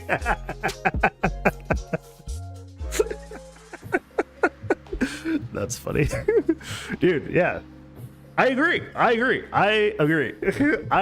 think, like I said, I think a nice if else is infinitely more readable than ternary, but I have learned to read them. So now when I see ternary operators, I'm still like, what the fuck? But I did take a step back and I'm like, right, I know what this means. So I can just read it. Second semester junior. Okay, cool. Is that college? Is that, or universe? I don't know where in the world you're existing. You don't have to tell me. I'm just saying. I know that in Europe, for example, they say university and college are different things, and I don't know what the difference is. All right. But yeah, like as far as generics though, now I'm like didn't I do something crazy with generics recently? What did I do? I forgot. I needed to do it. Okay. So I like dynamically loaded. Okay, so oh god, I'm not even gonna. It doesn't even matter. It doesn't. But basically, I like dynamically loaded. I called a generic function with like, because you're supposed to determine the type that you're calling a generic function with at like compile time. But basically, I set it up to dynamically load a generic function with like different kinds of class objects, and I've felt really good about that. I mean, oh, dude, yeah. Nice. American college. Very cool.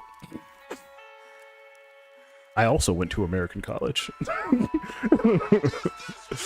Nice. But yeah, dude. I feel like with a lot of things, like they're very confusing at first, but once you find a reason to use them, it's like, oh, okay, all right, well, I know what this means. Okay, cool. Or it's like you find a reason to use it, and then it's like, okay, well, let me look into this, and then you look into it, and then it's like, okay, we're good, we got this. My person uses arrayless object all the time, and it drives me nuts. What the heck? Like, bro, you're using.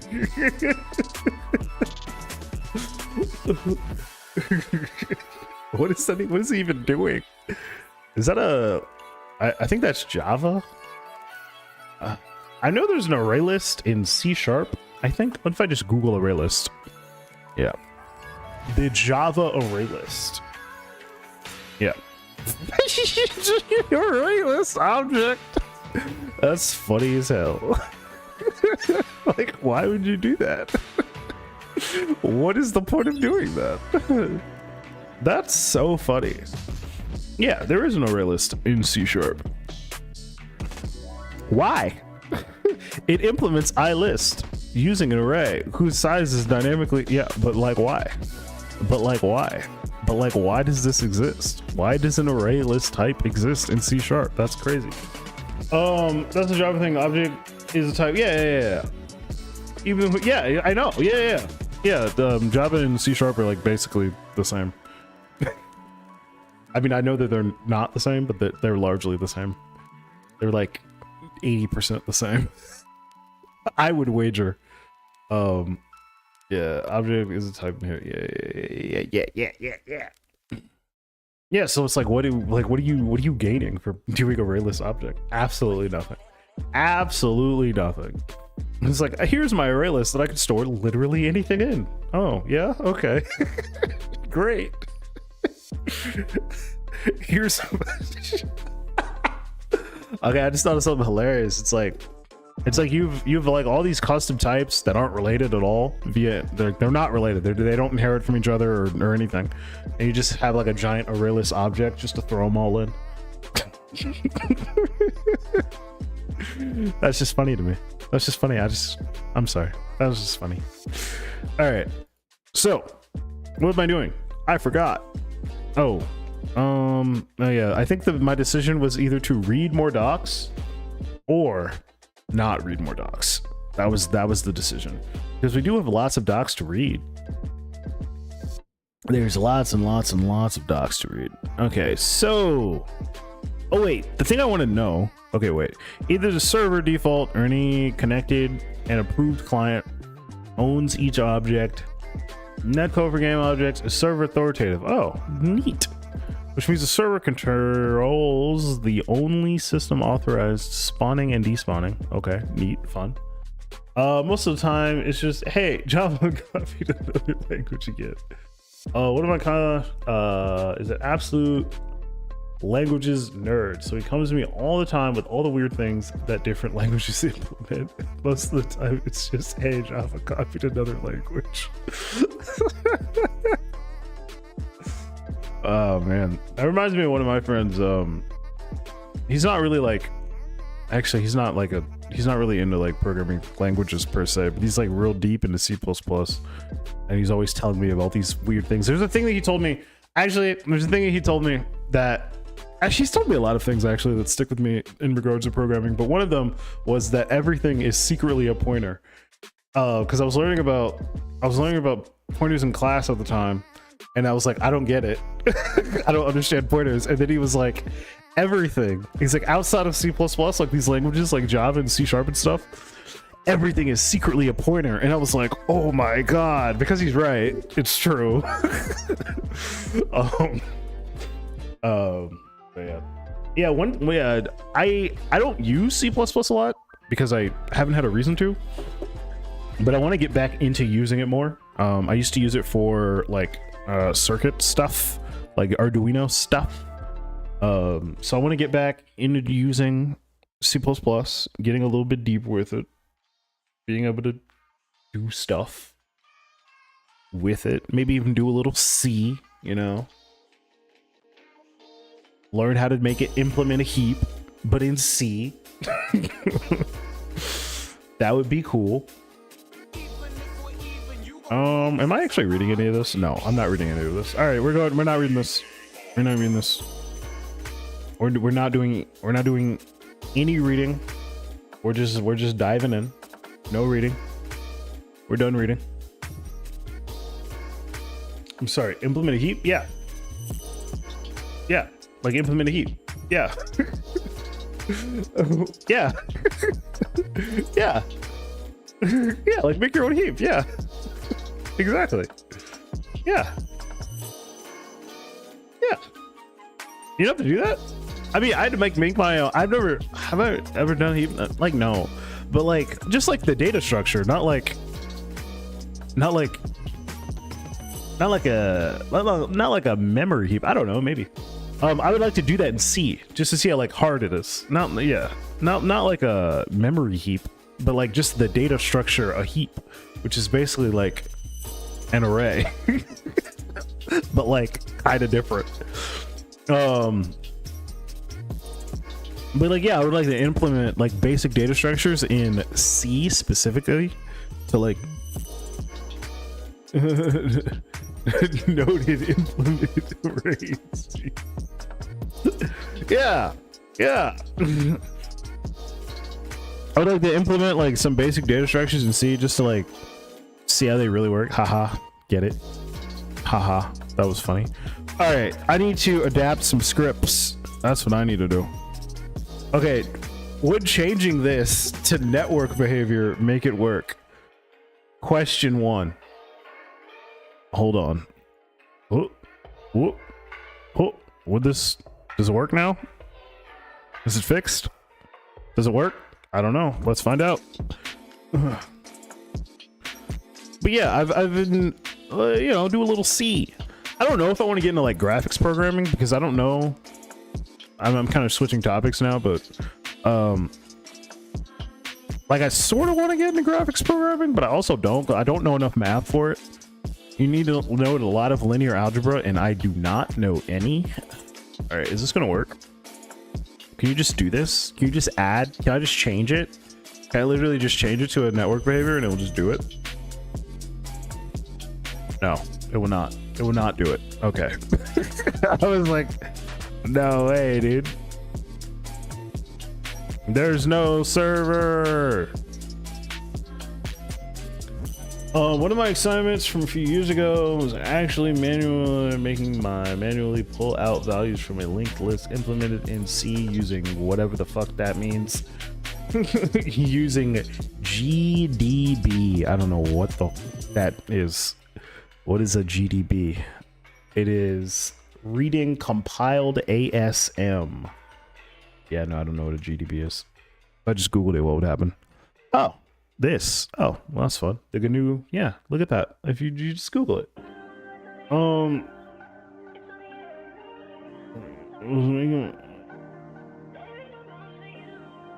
Making me manually pull out values from implemented in C using the GNU debugger. Interesting. Interesting. Neat. How fun.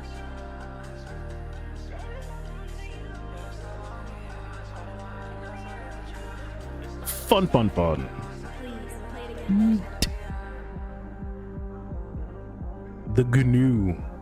I think that's how you say it. I think you say GNU.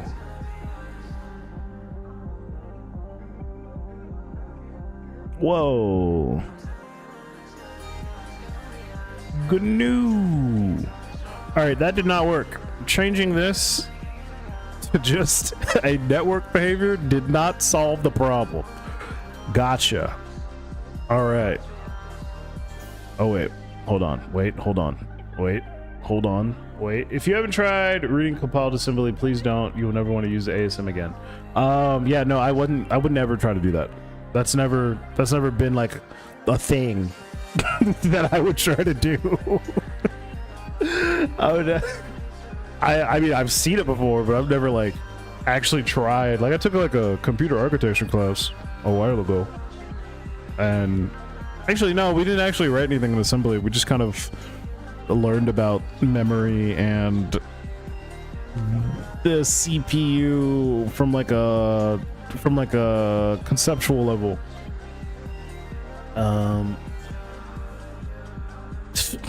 Yeah, no.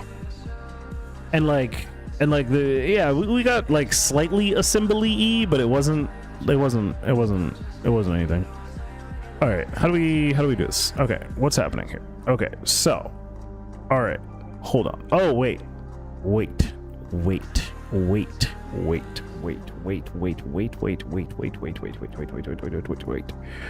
I believe I need a network transform.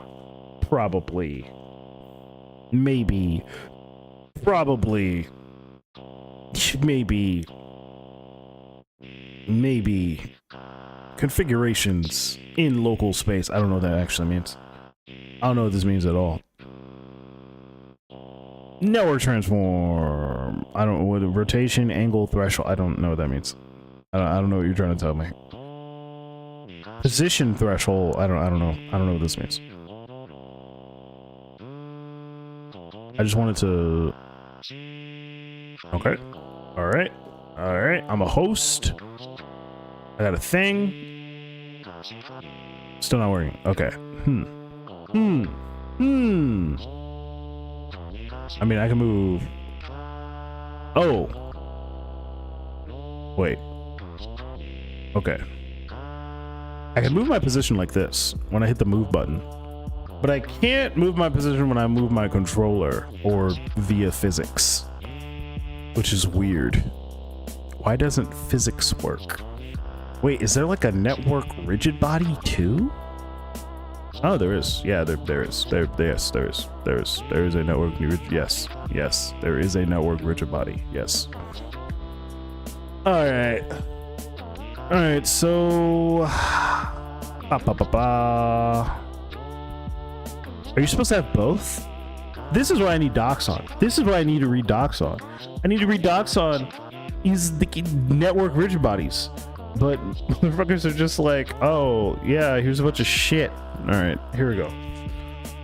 All right, there are many different ways to do physics in multiplayer games. There's a built-in approach which allows for server authoritative physics. That sounds fucking terrible, but okay. I'll let you cook, Unity. Okay, that sounds atrocious, but all right. Well, physics simulation only runs on the server. That seems terrible, but okay. Carry on. Oh, I should get heading to bed. Nice talking to you. Hope to see you around later. I stream sometimes. I try to stream regularly, but anytime that I say, oh yeah, I'm gonna stream at this date, I'm never actually live that date, so. Oh, follow the stream, subscribe to the channel. There we go. Look, I did my things. All right, you have fun. You have fun sleeping.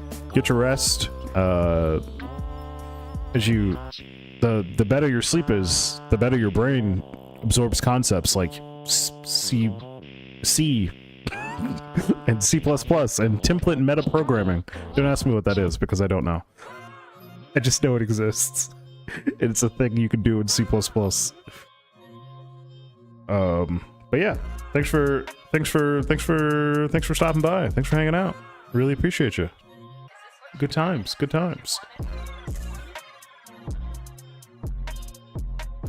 Bye. Have fun. All right. What are we doing? Rigid body. Okay, wait. I was reading this. Okay, I'm letting Unity cook. Hold on. To enable network physics, add a rigid body. Okay. There's a component that sets the rigid body in the game object kinematic mode on all non-authoritative instances, except the instance that has authority. All right. Authority is determined by the network transform component required, attached to the same game object as whether the network transform is server authoritative, default, or oh my god, or owner authoritative. The network rigid body authority model will merit. Hold on, what now? Oh. That's a thing? Is that a setting? Is this a thing I've never seen before?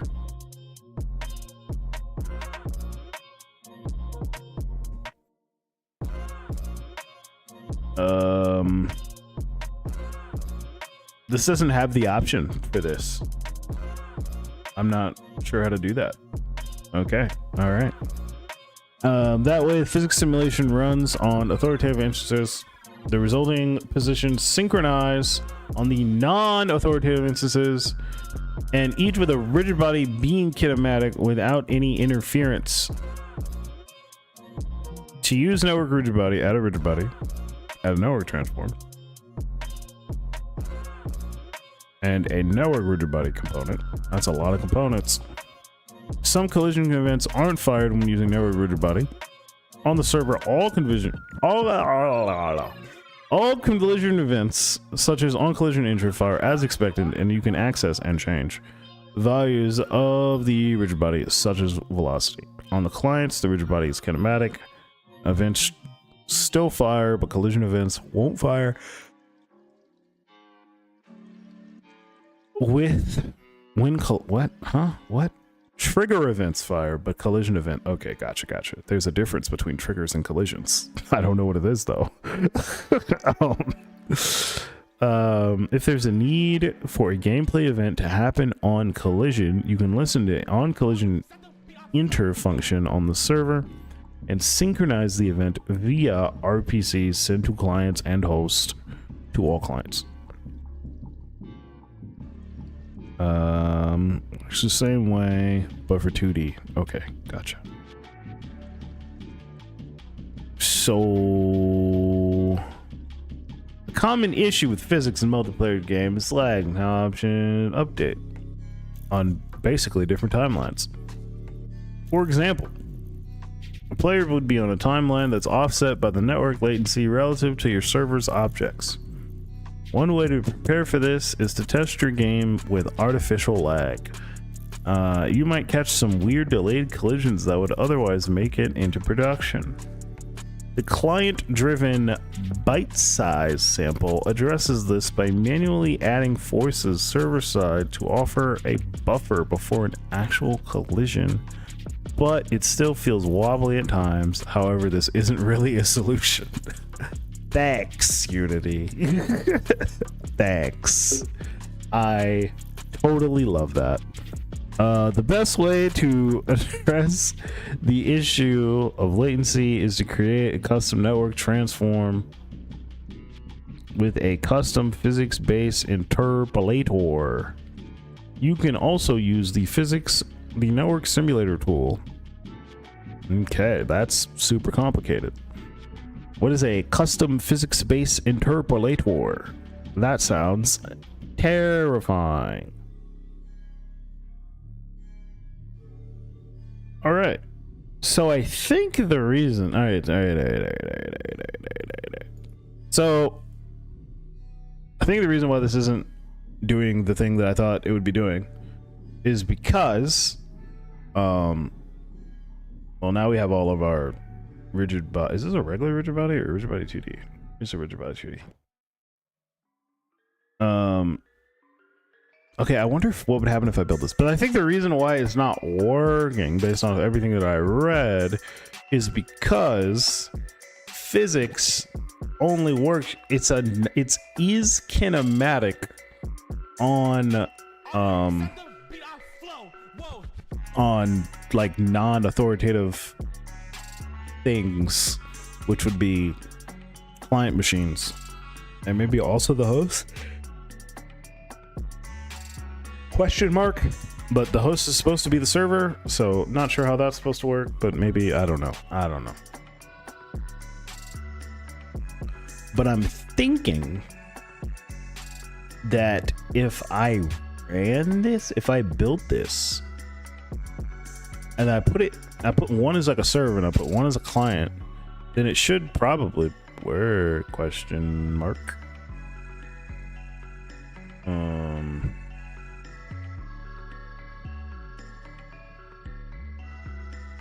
I think that's how that should maybe work. Maybe, I don't know. All right, let's give it a go. Let's give it a little testy test. Because I think if I run a server and then I run a client. Oh wait. If I run a server and then I run a client, it should work. I really don't know. I have no idea. I don't know what's gonna happen. We're gonna find out though. We're gonna find out together. That's what's gonna happen.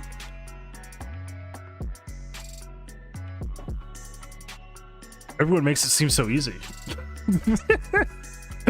Oh man, it's like 3 hours ago you were like, oh yeah, multiplayer, easy. Easy clap, bro, easy clap. Oh, we actually almost hit our... All right, yeah, I think we're gonna do this test and then we're gonna go because we're almost at 4 hours, and 4 hours is like also halfway through my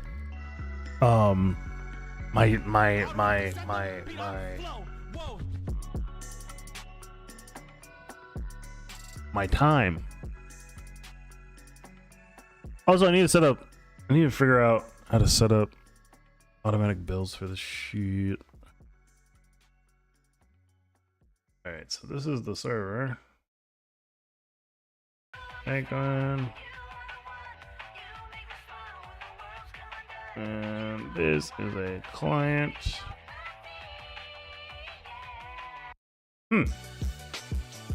That's really interesting.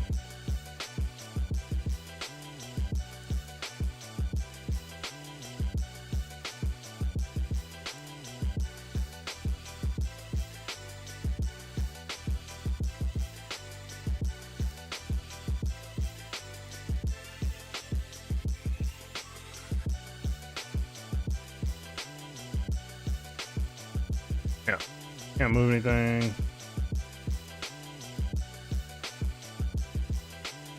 All right, so that's syncing. Interesting. Oh, well, that's like an animation that's fun. And so it's syncing that.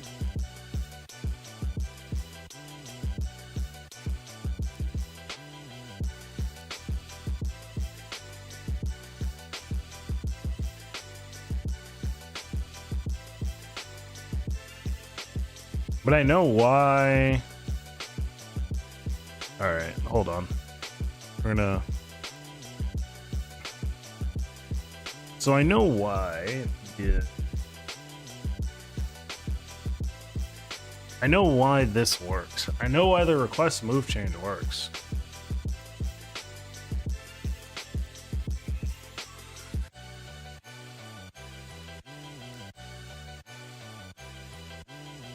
Because there's this whole concept that so this function just exists.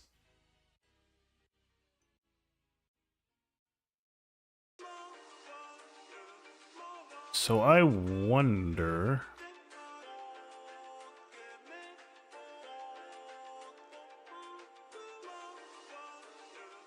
like, is on network spawn called? Yeah, no, I think they said that. I think it is called on the client. Just to confirm, because I forget things a lot.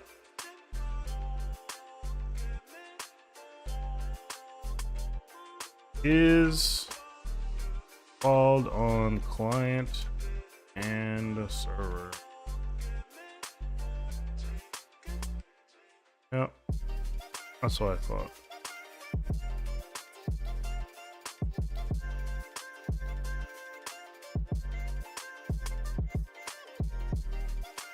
When a network contract is spawned, message handlers are ready to be registered, and the network is set up. It's called on each network behavior associated with a network object spawned.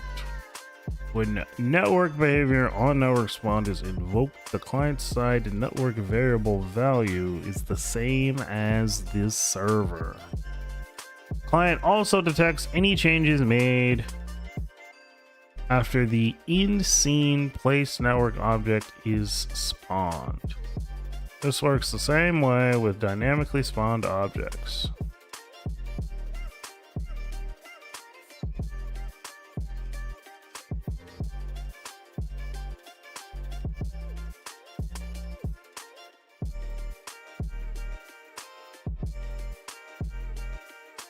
I think I was started reading this, but then I didn't.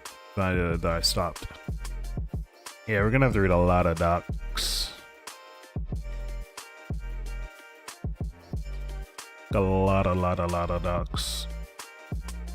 And I can't even read docs off stream. No. All right, well, I guess I've put that one on myself. But yeah, we read a lot of docs. We learned a few things. That on network spawn is called everywhere. Client, server, host, everything. Read through this. Probably gonna get on Strem tomorrow. Tomorrow's web development day anyway, so we're doing web dev tomorrow. Web dev. All right, I'm out of here. Gonna go watch some anime.